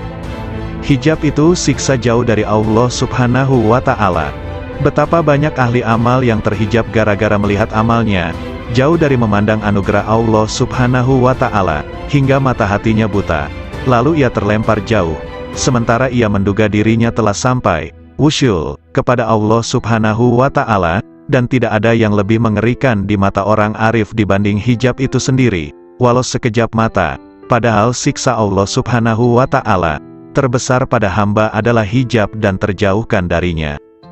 Salah seorang hamba Allah Subhanahu wa Ta'ala dikisahkan sedang bermunajat, "Oh Tuhanku, sampai kapan aku maksiat kepadamu, sedangkan Engkau tak pernah menyiksaku?" Kemudian Allah Subhanahu wa Ta'ala menurunkan wahyu kepada seorang nabi di kala itu, "Katakan kepadanya, sampai kapankah aku menyiksamu, sedangkan kamu tidak mengerti? Bukankah engkau telah aku tutup dari kelembutan-kelembutan kebahagiaanku?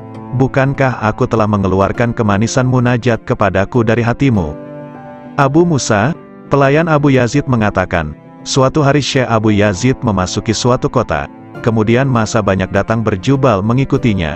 ketika Abu Yazid melihat mereka dan berjubalnya mereka, beliau mengatakan, "Ya Allah, aku mohon perlindungan kepadamu dari terhijab padamu karena mereka, dan aku mohon perlindungan kepadamu dari hijabmu atas mereka, karena gara-gara aku." Semoga Allah merahmatinya.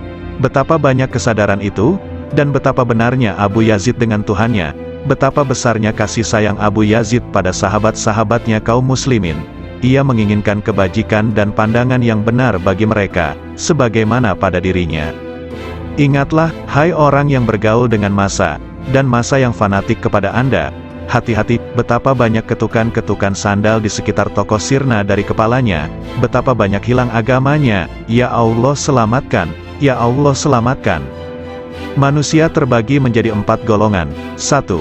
Ada orang yang hatinya memandang tajam, dengan pandangan cahaya yakin atas rahasia ciptaannya dan keparipurnaan kuasanya. 2. Ada orang yang akalnya tajam, memandang dengan cahaya kecerdasannya pada janji dan ancamannya. 3. Ada orang yang rahasia batinnya, sir, tajam, memandang setiap saat dengan cahaya marifat kepada Allah Subhanahu wa Ta'ala. 4.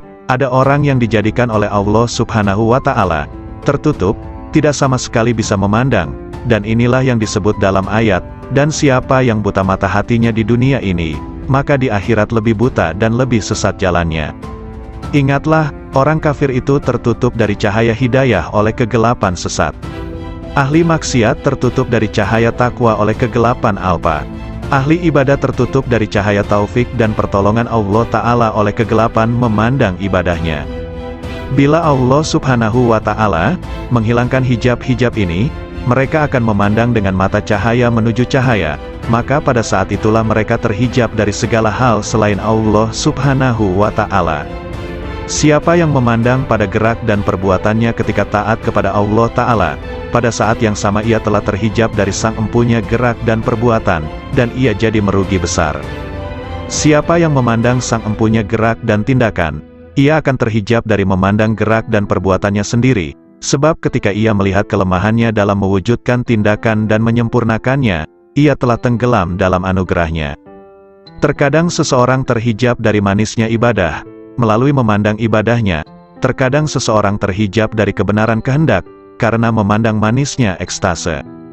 Terkadang seseorang terhijab dari memandang Allah Subhanahu wa Ta'ala, sang pemberi anugerah, karena memandang anugerah itu sendiri. An-Nasaj mengatakan, siapa yang memandang dirinya dalam ibadahnya, berarti tidak bisa bersih dari ujub. Siapa yang memandang makhluk, ia tak akan bersih dari riya. Siapa yang memandang taatnya, tak akan bersang sholat jenazah dengan 5 kali takbir. Ditanya kenapa sampai 5 kali, 4 takbiranku untuk si mayit, dan 1 untuk 2 rumah, dunia akhirat, katanya. Kisah terjadi ketika ayat Al-Quran dibacakan pada Abu Yazid. Di antara kalian ada yang berharap dunia, dan di antara kalian ada yang berharap akhirat. Lalu Abu Yazid berkata, mana yang berharap kepada Tuhan? Amirul Mukminin Ali bin Abi Thalib berkata kepada Abu Bakar As-Siddiq, wahai Khalifah Rasulullah Shallallahu Alaihi Wasallam, bagaimana Anda meraih posisi derajat ini hingga mendahului kami? Abu Bakar Siddiq menjawab, dengan 5 perkara. Pertama, aku dapatkan manusia 2 kelompok, pemburu dunia dan pemburu akhirat, sedangkan aku pemburu Tuhan.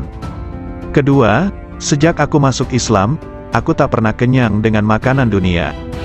Ketiga, aku tak pernah segar minum minuman dunia. Keempat, jika muncul di hadapanku 2 pilihan amaliyah, amal dunia dan amal akhirat, aku pasti memilih amal akhirat. Kelima, aku berguru, bersahabat, pada Nabi Shallallahu Alaihi Wasallam, dan aku senantiasa bersahabat yang sebaik-baiknya.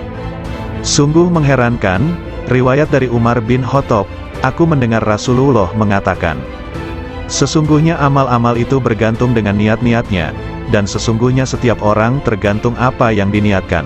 Maka siapa yang hijrahnya kepada Allah dan Rasul-Nya, maka hijrahnya kepada Allah dan Rasul-Nya. Dan barang siapa yang hijrahnya kepada dunia akan mendapatkan dunia, atau kepada perempuan, akan mengawininya, maka hijrahnya tergantung apa yang diorientasikannya. Hadis riwayat Bukhari, Muslim dan Nasai dan yang lain. Hati kaum arifin senantiasa menuju Rabbul Alamin. Raihlah tujuan perjalanan akhir tanpa hambatan. hanya menuju dan bagi Allah, janganlah kelain Allah. Setiap apa yang kau harapkan teguh dengan hijrah kepada Allah. Riwayat Anas bin Malik berkata, bahwa di bawah dinding di mana Allah Subhanahu wa Ta'ala memberi kabar melalui firman-Nya. Dan di bawahnya ada perbendaharaan bagi keduanya, adalah lembaran dari emas, dan emas itu ada tulisan di dalamnya, Bismillahirrohmanirrohim. Aku heran kepada orang yang meyakini kematian, bagaimana ia bisa gembira. Aku heran pada orang yang meyakini takdir, bagaimana ia susah. Aku heran kepada orang yang meyakini adanya neraka, bagaimana ia bisa tertawa. Aku heran dengan orang yang meyakini sirnanya dunia dan penghuninya akan terbalik, bagaimana ia merasa tenteram di dunia. La ilaha illallah Muhammadur Rasulullah. Wahab rahimahullah mengatakan, suatu ketika aku berjalan menuju wilayah Romawi, tiba-tiba ku dengar suara di balik bukit sedang bergema. Oh Tuhanku, aku heran pada orang yang mengenalmu, bagaimana dia malah senang dengan bencimu demi kerelaan pada selain dirimu. Oh Tuhanku, aku heran kepada orang mengenalmu, bagaimana ia masih berharap kepada selain Dikau. Lalu aku mencari suara itu, ternyata di sana ada orang tua yang sedang bersujud, bermunajat. Maha suci Engkau, sungguh mengherankan bagi makhluk, bagaimana mereka ini berharap padamu suatu gantimu. Maha suci Engkau, sungguh mengherankan bagaimana mereka sibuk berbakti kepada selain Engkau. Maha suci Engkau, sangat mengherankan makhluk, bagaimana mereka rindu selain dirimu. Maha suci Engkau, bagaimana mereka menikmati sesuatu selain dirimu, dan sesuatu selainmu. Lalu aku lewat, dan aku tak menghiraukan apa yang aku lihat. Abu Yazid berkata, aku heran kepada ahli surga, bagaimana mereka menikmatinya tanpa Allah, atau bagaimana mereka bisa bersukaria tanpanya. Aku heran orang yang merasa puas pada suatu kondisi ruhani, tanpa ia puas dengan sang pemilik kondisi ruhani itu. Lebih mengherankan pada mereka yang menghadapkan dirinya pada makhluk, sedangkan Allah Ta'ala memanggil, kemarilah padaku, padaku. Abdullah bin Muqatil mengatakan, aku heran kepada manusia, di mana Allah memilih untuk dirinya, dengan serba cukup darinya, malah manusia kontra darinya disertai rasa butuh padanya. Aku heran kepada orang yang sibuk dengan urusannya, padahal urusannya sudah selesai. Aku heran kepada orang yang memerintahkan orang lain sedang ia sendiri tidak mengerjakan. Ia marah pada orang lain sedang ia sendiri melanggar. Ia benci untuk maksiat sedangkan ia melakukannya. Ia senang untuk ditaati sedangkan ia tidak taat pada Tuhannya. Ia mencaci yang lain dengan prasangka, sedangkan ia tak pernah mencaci dirinya dengan yakin. Hatim al-Asham mengatakan, aku heran kepada orang yang malu pada makhluk, bagaimana ia tidak malu kepada Allah. Aku heran kepada orang yang mencari ridho makhluk sedangkan ia tidak mencari ridho Tuhan. Aku heran kepada orang yang mencintai ahli ibadah, sedangkan ia menuju maksiat. Aku heran kepada orang yang mengenal keagungan Allah, bagaimana ia bisa kontra padanya. Aku heran kepada orang yang makan rizki Tuhannya, bagaimana ia terima kasih kepada selain Allah. Aku heran kepada orang yang membeli budak dengan hartanya, bagaimana ia tidak membeli orang merdeka dengan kebajikannya dan ucapan indahnya. Khunais bin Abdullah berkata, aku heran kepada orang yang malamnya bangun, siangnya puasa, menjauhi larangan-larangannya, namun tidak bisa bertemu dengannya kecuali hanya menangis dan susah belaka. Aku heran kepada orang yang malamnya tidur, siangnya bermain-main, dipenuhi dosa-dosa, sedangkan ia tak akan bertemu dengannya selamanya, malah ia tertawa bergembira. Yahya bin Mu'az berkata, aku heran kepada orang yang menghinakan dirinya untuk si budak, dan ia menemukan dari tuannya apa yang dia mau. Aku heran kepada orang yang konsumsinya roti kering, namun bermaksiat pada Tuhannya yang maha lembut. Aku heran kepada orang yang takut akan kematian dirinya tapi tidak takut kepada kematian hatinya, yang takut akan kehilangan dunianya, bagaimana ia tidak takut kehilangan agamanya. Seorang sufi berdendang, Ilahi, aku heran darimu dan dariku. Apakah kau mensirnakan diriku olehmu dariku engkau dekatkan aku darimu hingga. Kuduga sesungguhnya engkau adalah aku. Yahya bin Mu'az bermunajat. Oh Ilahi, mengingat surga berarti kematian. Mengingat neraka berarti kematian. Sungguh mengherankan orang yang hidup di antara dua kematian. Soal surga ia tidak sabar, dan soal neraka ia tidak sabar atas siksanya. Dikatakan, mengingat wusyul adalah kematian, mengingat pisah adalah kematian. Bagaimana hati hidup di antara dua kematian? Kematian orang yang marifat itu sangat mengherankan, karena sang arif berada di antara kegembiraan marifat dan ketakutan pisah dengan Allah Ta'ala. Bagaimana kematian berserasi dengan kesenangan marifat, atau bagaimana kehidupan disertai ketakutan pisah? Aku heran kepada orang yang berkata, aku mengingat Tuhanku. Adakah bisa lupa? Lalu aku mengingat yang kulupa, aku mati jika mengingatmu, kemudian hidup jika bukan karena air wusyulmu, aku tak pernah hidup lalu kau hidupkan dengan harapan, lalu aku mati oleh kerinduan. Seberapa banyak aku hidup padamu dan berapa aku mati, ku teguk air cinta, piala demi piala, tak habis-habismu minuman, tak puas-puasnya. Sungguh heran, perkaraku jadi aneh di setiap lorong keanehan, lalu aku jadi heran di setiap lorong keheranan. Assalamualaikum warahmatullahi wabarakatuh. Segala puji bagi Allah, Tuhan seru sekalian alam. Kali ini akan dibacakan artikel yang berjudul Nasihat Nabi Khidir alaihi salam kepada Syekh Malaya atau Sunan Kalijaga. Matahari berbeda dengan bulan, perbedaannya terdapat pada cahaya yang dipancarkannya. Sudahkah hidayah iman terasa dalam dirimu? Tauhid adalah pengetahuan penting untuk menyembah pada Allah. Juga makrifat harus kita miliki untuk mengetahui kejelasan yang terlihat, ya ru'yat, melihat dengan mata telanjang, sebagai saksi adanya yang terlihat dengan nyata. Maka dari itu kita dalami sifat dari Allah, sifat Allah yang sesungguhnya, yang asli dari Allah. Sesungguhnya Allah itu, Allah yang hidup. Segala afalnya, perbuatannya, adalah berasal dari Allah. Itulah yang dimaksud dengan ru'yati. Kalau hidupmu senantiasa kamu gunakan ru'yat, maka itu namanya khairat, kebajikan hidup. Makrifat itu hanya ada di dunia. Jauhar awal khairat, mutiara awal kebajikan hidup, sudah berhasil kau dapatkan. Untuk itu secara tidak langsung kamu sudah mendapatkan pengawasan kamil, penglihatan yang sempurna. Insan kamil, manusia yang sempurna, berasal dari zatullah, zatnya Allah. Sesungguhnya ketentuan gaib yang tersurat, adalah kehendak zat yang sebenarnya. Sifat Allah berasal dari zat Allah. Dinamakan insan kamil kalau mengetahui keberadaan Allah itu. Bila mana tidak tertulis namamu di dalam nuket gaib insan kamil, itu bukan berarti tidak tersurat. Iya, itulah yang dinamakan puji budi, usaha yang terpuji. Berusaha memperbaiki hidup, akan menjadikan kehidupan nyawamu semakin baik. Serta badannya, akan disebut badan Muhammad, yang mendapat kesempurnaan hidup. Syekh Malaya berkata lemah lembut, mengapa sampai ada orang mati yang dimasukkan neraka? Mohon penjelasan yang sebenarnya. Kanjeng Nabi Khidir berkata dengan tersenyum manis, wahai Malaya, maksudnya begini, neraka jasmani juga berada di dalam dirimu sendiri, dan yang diperuntukkan bagi siapa saja yang belum mengenal dan meniru laku Nabiullah. Hanya ruh yang tidak mati. Hidupnya ruh jasmani itu sama dengan sifat hewan, maka akan dimasukkan ke dalam neraka. Juga yang mengikuti bujuk rayu iblis, atau yang mengikuti nafsu yang merajalela seenaknya tanpa terkendali, tidak mengikuti petunjuk Gusti Allah Subhanahu wa Ta'ala. Mengandalkan ilmu saja, tanpa memperdulikan sesama manusia keturunan Nabi Adam, itu disebut iman tadot. Ketahuilah bahwa umat manusia itu termasuk badan jasmanimu. Pengetahuan tanpa guru itu, ibarat orang menyembah tanpa mengetahui yang disembah. Dapat menjadi kafir tanpa diketahui, karena yang disembah kayu dan batu, tidak mengerti apa hukumnya, itulah kafir yang bakal masuk neraka jahanam.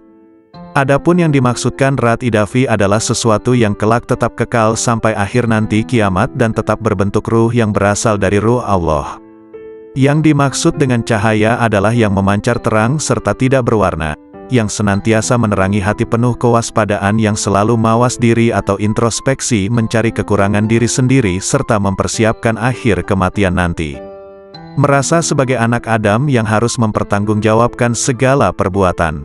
Ruh idafi sudah ada sebelum tercipta. Syirik itu dapat terjadi, tergantung saat menerima sesuatu yang ada, itulah yang disebut jauharning. Keenamnya jauhar awal. Jauhar awal adalah mutiara ibaratnya. Mutiara yang indah penghias raga agar nampak menarik. Mutiara akan tampak indah menawan. Bermula dari ibarat ketujuh, dikala mendengarkan sabda Allah, maka ruh idafi akan menyesuaikan, yang terdapat di dalam zat Allah yang mutlak. Ruh serba pasrah kepada Zatullah, itulah yang dimaksudkan ruh idafi. Jauhar awal itu pula, yang menimbulkan salat daim. Salat daim tidak perlu menggunakan air wudhu, untuk membersihkan hadas tidak disyaratkan. Itulah salat batin yang sebenarnya, diperbolehkan makan, tidur, syahwat maupun buang kotoran. Demikianlah tadi cara salat daim. Perbuatan itu termasuk hal terpuji, yang sekaligus merupakan perwujudan syukur kepada Allah. Jauhar tadi bersatu padu menghilangkan sesuatu yang menutupi atau mempersulit mengetahui keberadaan Allah yang terpilih. Adanya itu menunjukkan adanya Allah, yang mustahil kalau tidak berwujud sebelumnya. Kehidupan itu seperti layar dengan wayangnya, sedang wayang itu tidak tahu warna dirinya. Akibat junub sudah bersatu erat tetap bersih badan jisimmu. Adapun Muhammad badan Allah. Nama Muhammad tidak pernah pisah dengan nama Allah. Bukankah hidayah itu perlu diyakini? Sebagai pengganti Allah, dapat pula disebut utusan Allah. Nabi Muhammad juga termasuk badan mukmin atau orang yang beriman. Ruh mukmin identik pula dengan ruh idafi dalam keyakinanmu. Disebut iman maksum, kalau sudah mendapat ketetapan sebagai panutan jati. Bukankah demikian itu pengetahuanmu? Kalau tidak hidup begitu, berarti itu sama dengan hewan yang tidak tahu adanya sesuatu di masa yang telah lewat. Kelak, karena tidak mengetahui keislaman, maka matinya tersesat, kufur serta kafir badannya. Namun bagi yang telah mendapatkan pelajaran ini, segala permasalahan dipahami lebih seksama baru dikerjakan. Allah itu tidak berjumlah tiga, yang menjadi suri tauladan adalah Nabi Muhammad. Bukankah sebenarnya orang kufur itu mengingkari 4 masalah prinsip? Di antaranya bingung karena tiada pedoman manusia yang dapat diteladani. Kekafiran mendekatkan pada kufur kafir. Fahir dekat dengan kafir. Sebabnya karena kafir itu, buta dan tuli tidak mengerti tentang surga dan neraka. Fahir tidak akan mendekatkan pada Tuhan. Tidak mungkin terwujud pendekatan ini, tidak menyembah dan memuji, karena kekafirannya. Seperti itulah kalau fahir terhadap Zatullah. Dan sesungguhnya Gusti Allah, mematikan kefahiran manusia, kepastiannya ada di tangan Allah semata-mata. Adapun wujud Zatullah itu, tidak ada satu makhluk pun yang mengetahui kecuali Allah sendiri. Ruh idafi menimbulkan iman. Ruh idafi berasal dari Allah yang Maha Esa, itulah yang disebut iman tauhid. Meyakini adanya Allah juga adanya Muhammad sebagai Rasulullah. Tauhid hidayah yang sudah ada padamu, menyatu dengan Tuhan yang terpilih. Menyatu dengan Gusti Allah, baik di dunia maupun di akhirat. Dan kamu harus menyatu bahwa Gusti Allah itu ada dalam dirimu. Ruh idafi ada di dalam dirimu. Makrifat itu sebutannya, hidupnya disebut syahadat, hidup tunggal di dalam hidup. Sujud ruku sebagai penghiasnya, ruku berarti dekat dengan Tuhan pilihan. Penderitaan yang selalu menyertai menjelang ajal tidak akan terjadi padamu. Jangan takut menghadapi sakaratil maut. Jangan ikut-ikutan takut menjelang pertemuanmu dengan Allah. Perasaan takut itulah yang disebut dengan sekarat. Ruh idafi tidak akan mati. Hidup mati, mati hidup. Akuilah sedalam-dalamnya bahwa keberadaanmu itu terjadi karena Allah itu hidup dan menghidupi dirimu, dan menghidupi segala yang hidup. Sastra alif, huruf alif, harus dimintakan penjelasannya pada guru. Jabar jernya pun harus berani susah payah mendalaminya. Terlebih lagi pengetahuan tentang kafir dan syirik. Sesungguhnya semua itu, tidak dapat dijelaskan dengan tepat maksud sesungguhnya. Orang yang menjelaskan syariat itu berarti sudah mendapatkan anugerah sifat Gusti Allah. Sebagai sarana pengabdian hamba kepada Gusti Allah, yang menjalankan salat sesungguhnya raga. Raga yang salat itu terdorong oleh adanya iman yang hidup pada diri orang yang menjalankannya. Seandainya nyawa tidak hidup, maka lem tamsyur, maka tidak akan menolong semua perbuatan yang dijalankan. Secara yang tersurat, salat itu adalah perbuatan dan kehendak orang yang menjalankan, namun sebenarnya Allah lah yang berkehendak atas hambanya. Itulah hakikat dari Tuhan penciptanya. Ruh idafi berada di tangan orang mukmin. Semua ruh berada di tangannya, yaitu terdapat pada ruh idafi. Ruh idafi adalah sifat jamal, sifat yang bagus atau indah, keindahan yang berasal Zatullah. Ruh idafi nama sebuah tingkatan, makom, yang tersimpan pada diri utusan Allah, Rasulullah. Syarat jisim latif, Jasad halus itu harus tetap hidup dan tidak boleh mati. Cahayanya berasal dari ruh itu, yang terus-menerus meliputi jasad, yang mengisyaratkan sifat jalal, sifat yang perkasa, dan sekaligus mengisyaratkan adanya sifat jamal, sifat keindahan. Jauhar awal mayit, mutiara awal kematian, itu memberi isyarat hilangnya diri ini. Setelah semua menemui kematian di dunia, maka akan berganti hidup di akhirat. Kurang lebih 3 hari perubahan hidup itu pasti terjadi. Asal mula manusia terlahir, dari adanya ayah, ibu serta Tuhan yang Maha Pencipta. Satu kelahiran berasal dari 3 asal lahir. Ya, itulah isyarat dari 3 hari. Setelah dititipkan selama 7 hari, maka dikembalikan kepada yang menitipkan, yang memberi amanat. Titipan itu harus seperti sedia kala. Bukankah tauhid itu sebagai sarana untuk makrifat? Titipan yang ke-30 hari, itu juga termasuk juga titipan, yang ada hanya kemiripan dengan yang 7 hari. Kalau menangis mengeluarkan air mata karena menyesali sewaktu masih hidup, seperti teringat semasa kehidupan itu berasal dari nur, yang mana cahayanya mewujudkan dirimu. Hal itulah yang menimbulkan kesedihan dan penyesalan yang berkepanjangan. Tak terkecuali siapapun yang merasakan itu semua, sebagaimana kamu mati, saya merasa kehilangan. Mati atau hilang bertepatan hari kematian yang ke-40 hari. Bagaimanakah yang lebih tepat untuk melukiskan persamaan sesama makhluk hidup secara keseluruhannya? Allah dan Muhammad semuanya berjumlah 1. 100 pun dapat dilukiskan seperti satu bentuk, seperti diibaratkan dengan adanya cahaya yang bersumber dari cahaya Muhammad yang sesungguhnya. Sama hal pada saat kamu memohon sesuatu, ruh jasad hilang di dalamnya, kehadirat Tuhan yang Maha Pemberi. Tepat pada hari ke-1000, tidak ada yang tertinggal. Kembalinya pada Allah sudah dalam keadaan yang sempurna. Sempurna seperti mula pertama dalam keadaan yang sempurna. Sempurna seperti mula pertama diciptakan. Syekh Malaya terang hatinya, mendengarkan pelajaran yang baru diterima dari gurunya Syekh Mahyuningrat Kanjeng Nabi Khidir. Syekh Malaya senang hatinya sehingga beliau belum mau keluar dari dalam tubuh Kanjeng Nabi Khidir. Syekh Malaya menghaturkan sembah, sambil berkata manis seperti gula madu. Kalau begitu hamba tidak mau keluar dari raga dalam Tuan. Lebih nyaman di sini saja yang bebas dari sengsara derita, tiada selera makan tidur, tidak merasa ngantuk dan lapar, tidak harus bersusah payah dan bebas dari rasa pegal dan nyeri. Yang terasa hanyalah rasa nikmat dan manfaat. Kanjeng Nabi Khidir memperingatkan, yang demikian tidak boleh kalau tanpa kematian. Kanjeng Nabi Khidir semakin iba kepada pemohon yang meruntuhkan hatinya. Kata Kanjeng Nabi Khidir, kalau begitu yang awas sajalah terhadap hambatan upaya. Jangan sampai kau kembali, memohonlah yang benar dan waspada. Anggaplah kalau sudah kau kuasai, jangan hanya digunakan dengan dasar bila ingat saja, karena hal itu sebagai rahasia Allah. Tidak diperkenankan mengobrol kepada sesama manusia, kalau tanpa seizinnya. Sekiranya akan ada yang mempersoalkan, memperbincangkan masalah ini, jangan sampai terlanjur, jangan sampai membanggakan diri, jangan peduli terhadap gangguan, cobaan hidup, tapi justru terimalah dengan sabar. Cobaan hidup yang menuju kematian, ditimbulkan akibat buah pikir. Bentuk yang sebenarnya ialah tersimpan rapat di dalam jagatmu.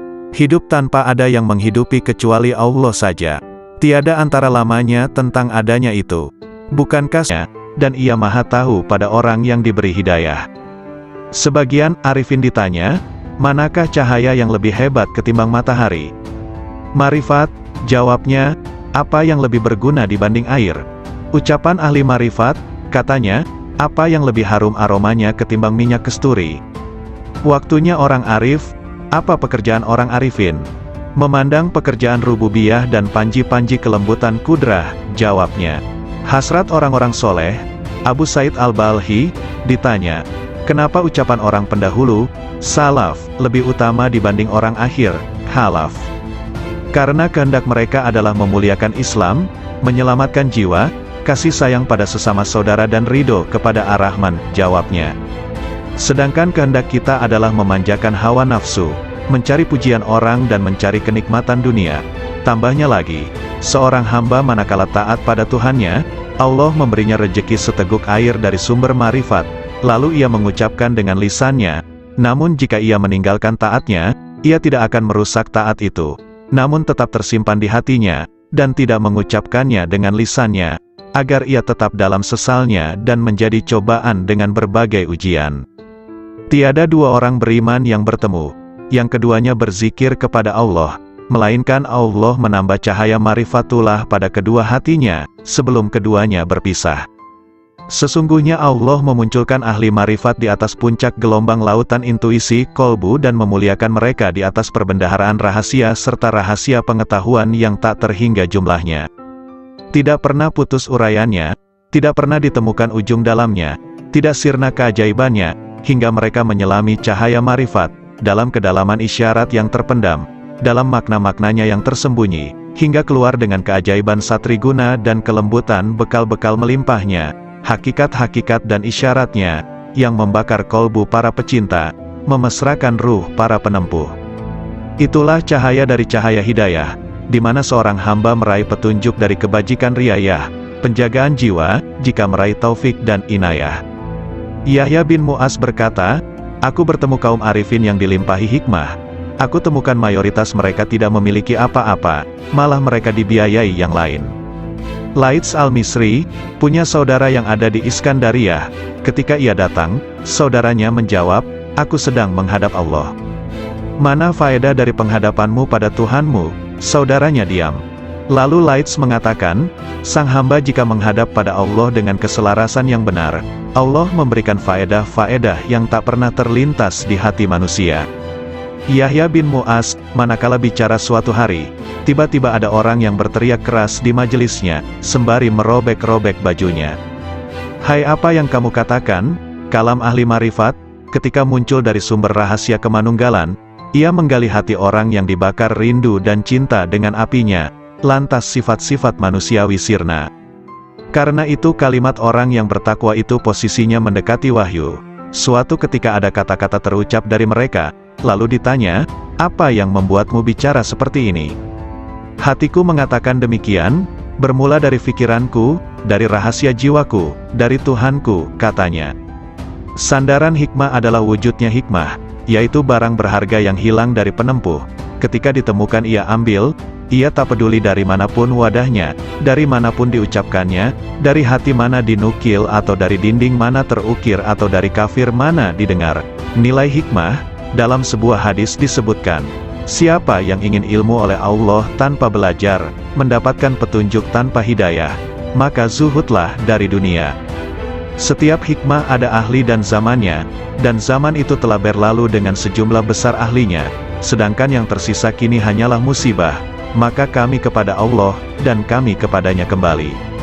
Carilah lampu-lampu kalam kaum arifin sebelum mereka wafat, suatu nikmat yang kalian rasakan kemuliaannya, keutamaannya yang paripurna, dan Luqman dipilih oleh Allah dengan hikmah, karena kemuliaan hikmahnya. Hikmah itu sidikun, kebanggaan mutakun, firdaus para arifun, warisan para nabi dan mursalun, burulah sebelum sirna.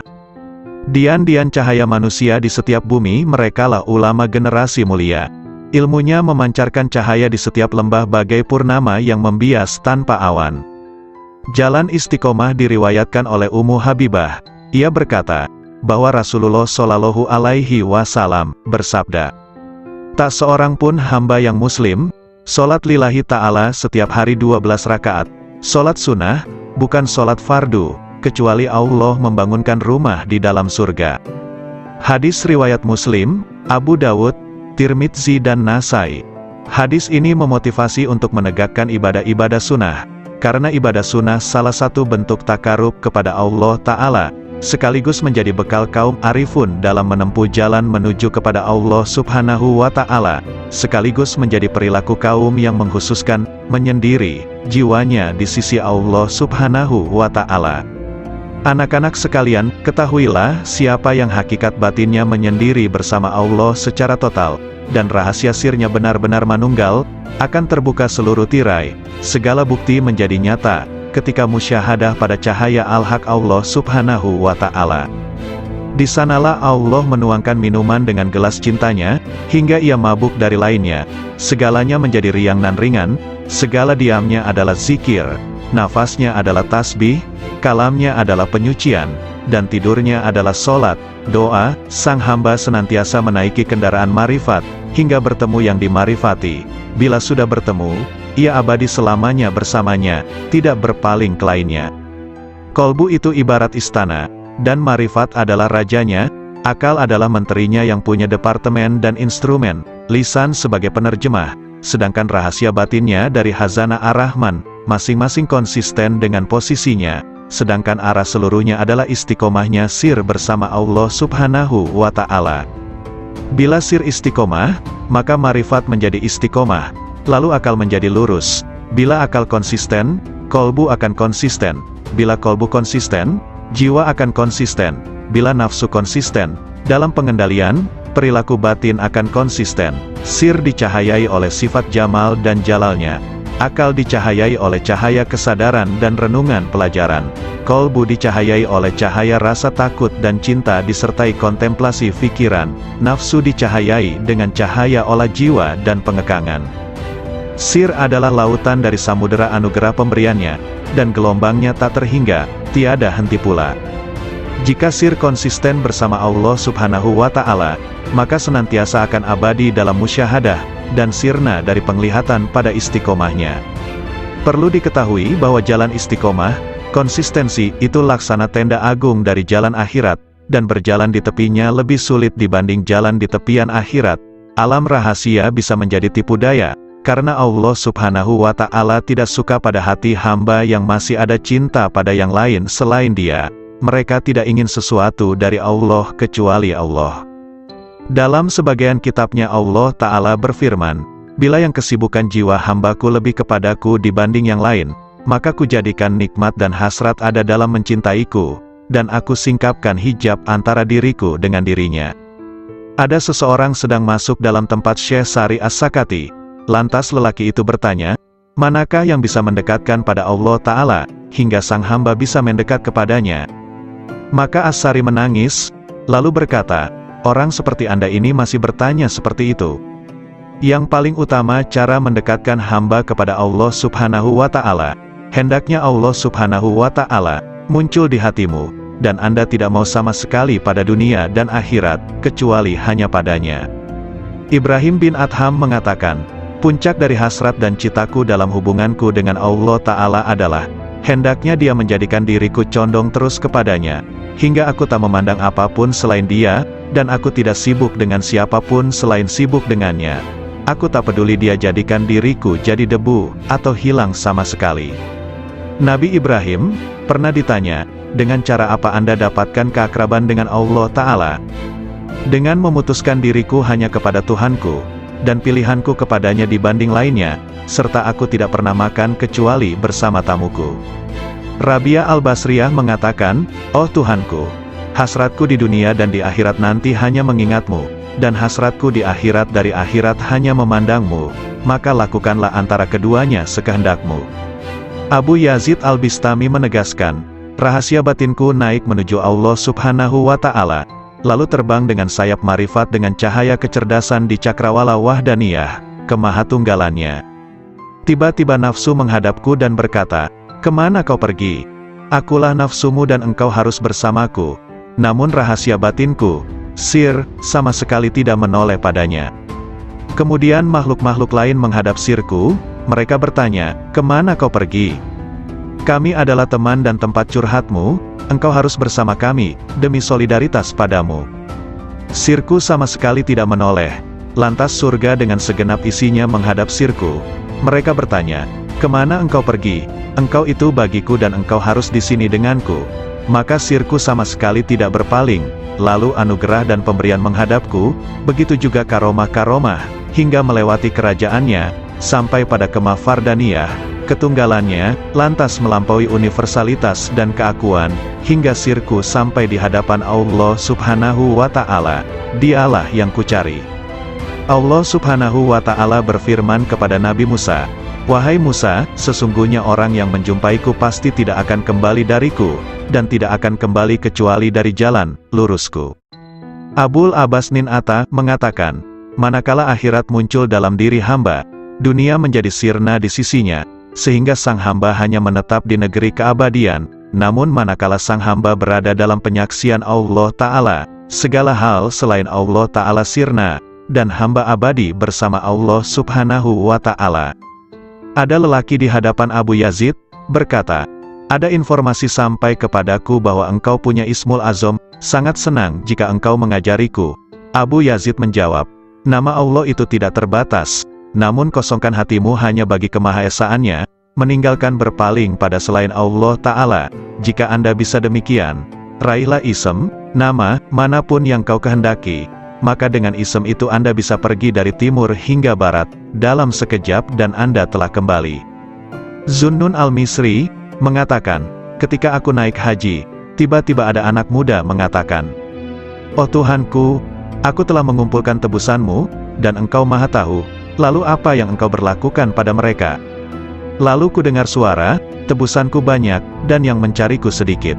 Sebagian sufi ditanya, "Seberapakah antara Allah Subhanahu wa Ta'ala dan hambanya?"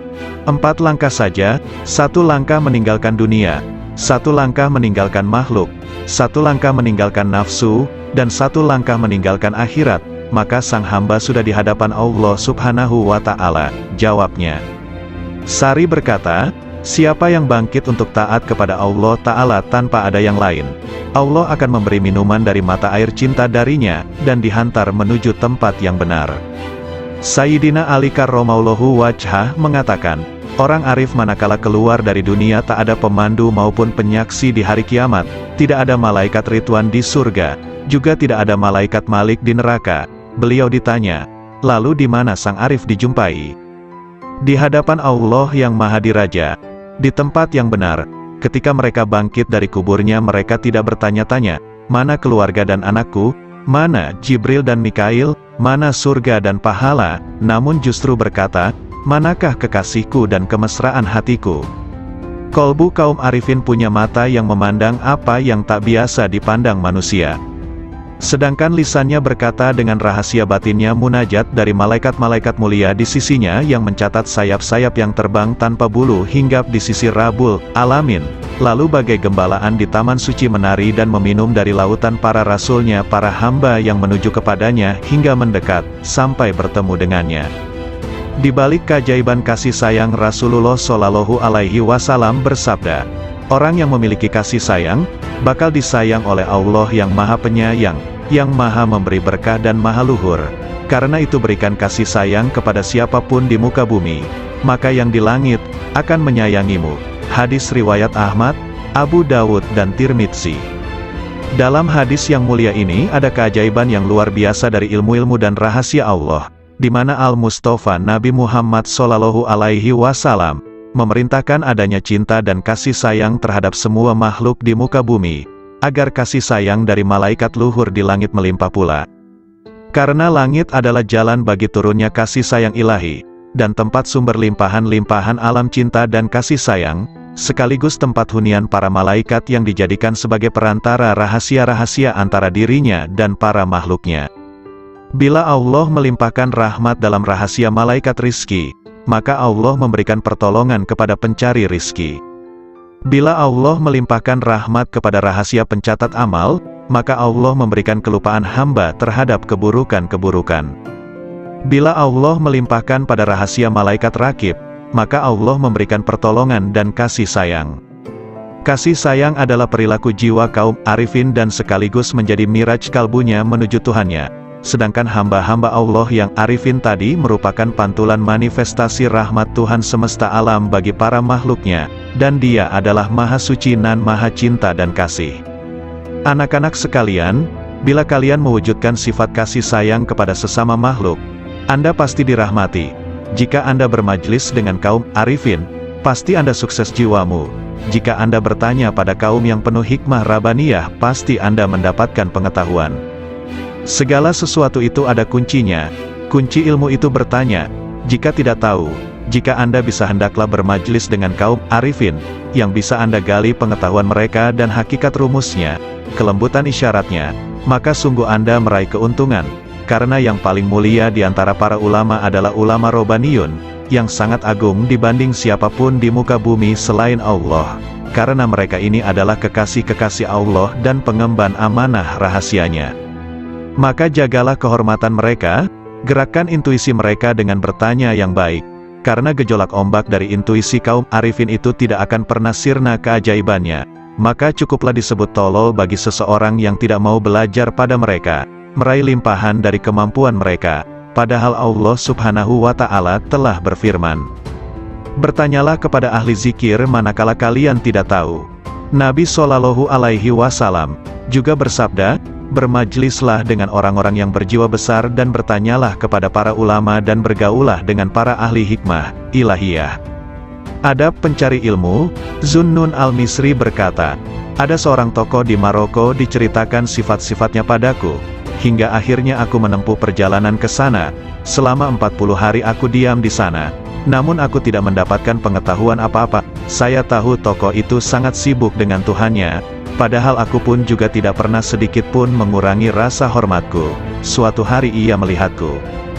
"Dari mana seorang pengembara ini?" tanyanya. "Aku ceritakan perjalananku dan sebagian kondisi jiwaku." "Apa yang membuat Anda kemari?" "Saya ingin menggali ilmu Anda," kataku. "Takwalah kepada Allah dan pasrahlah kepadanya, karena Dia adalah yang maha memelihara dan maha terpuji," katanya kemudian diam begitu lama. "Mohon ditambah lagi bagiku, semoga Allah merahmatimu. Saya ini orang yang sangat asing, dan datang dari negeri yang jauh. Aku ingin bertanya banyak hal yang bergolak di batinku." "Anda ini pelajar, seorang ulama atau peneliti?" tanyanya padaku. "Saya ini pelajar yang sangat butuh pengetahuan." "Nah, Anda sebaiknya tetap di posisi Anda sebagai pelajar. Jagalah adab dan jangan melampaui batas, sebab jika Anda melampaui batas adab tadi malah rusak manfaatnya." Para cendekiawan itu dari kalangan para ulama, sedangkan para arifun itu dari kaum sufi yang menempuh jalan kebenaran dan menempuh segala jerih payah kesusahan. Mereka pergi dengan kebajikan dunia akhirat. Semoga Allah memberikan rahmat padamu. "Kapankah seorang hamba sampai pada tahap yang Anda ungkapkan sifatnya itu?" tanyaku lagi. "Jika ia telah keluarkan hatinya dari sebab akibat duniawi." "Kapan seorang hamba bisa demikian?" "Jika ia telah keluar dari merasa bisa berdaya dan berupaya." "Apakah pangkal akhir seorang arif itu?" "Jika semuanya seperti tiada ketika semuanya ada." "Kapan sampai pada martabat sidikin?" "Jika sudah mengenal dirinya." "Kapan mengenal dirinya?" "Jika telah tenggelam di lautan anugerah, dan keluar dari tempat keegoannya dan berpijak pada langkah keluhuran." "Kapan sampai pada sifat-sifat itu?" "Bila ia duduk di kapal ketunggalan." "Apa kapal ketunggalan itu?" "Menegakkan ubudiyah yang benar." "Lalu kebenaran ubudiyah itu yang bagaimana?" "Beramal hanya bagi Allah Ta'ala, dan ridho terhadap ketentuan Allah."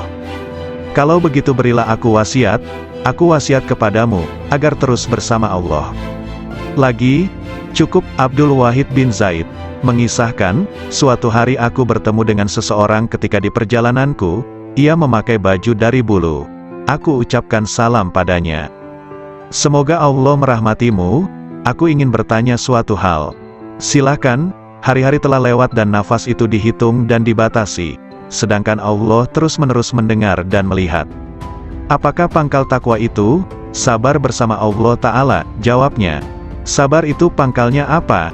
'Tawakal pada Allah.' Pangkal tawakal, memutuskan diri hanya bagi Allah. Pangkal memutuskan diri hanya bagi Allah, menyendiri bersama Allah. Pangkal menyendiri, membuang dari hati segala hal selain Allah. Kalau hidup paling nikmat, berbahagia dengan zikrullah. Kalau hidup paling bagus, ya, hidup bersama Allah. Apa yang disebut paling dekat, bertemu Allah. Apa yang paling membuat hati lapar, pisah. Maka siapapun yang mendapatkan musibah seperti ini, pada dasarnya ia telah menggabungkan musibah-musibah lainnya. Sang pecinta itu senantiasa mabuk ilahi. Sang pemabuk tak akan merasakan derita musibah ketika mabuk, baru di saat sadar merasakan deritanya. Musibah terhijab dari Allah Subhanahu wa Ta'ala tak bisa diganti atas kehilangannya selamanya, kecuali dengan menepiskan segala hal selain Allah Subhanahu wa Ta'ala dari rahasia batin kita. Tak ada ancaman lebih serius di dalam Al-Quran dibanding ayat ini. Sekali-kali tidak, sesungguhnya mereka pada hari itu benar-benar terhalang dari melihat Tuhan mereka. Betapa banyak orang yang taat tetapi terhijab dari yang ditaati Allah Subhanahu wa Ta'ala. Betapa banyak orang yang dapat nikmat tapi terhijab dari Sang Pemberi nikmat. Betapa banyak orang yang tidur, diberi rizki kesadaran bangun ketika ia sedang tertidur. Betapa banyak orang yang sadar tertidur justru setelah ia bangun. Betapa banyak orang yang pendosa, justru diberi rizki kewalian dan meraih derajat abrar. Betapa banyak orang zuhud yang gugur dari wilayahnya, dan menempuh jalan pendosa.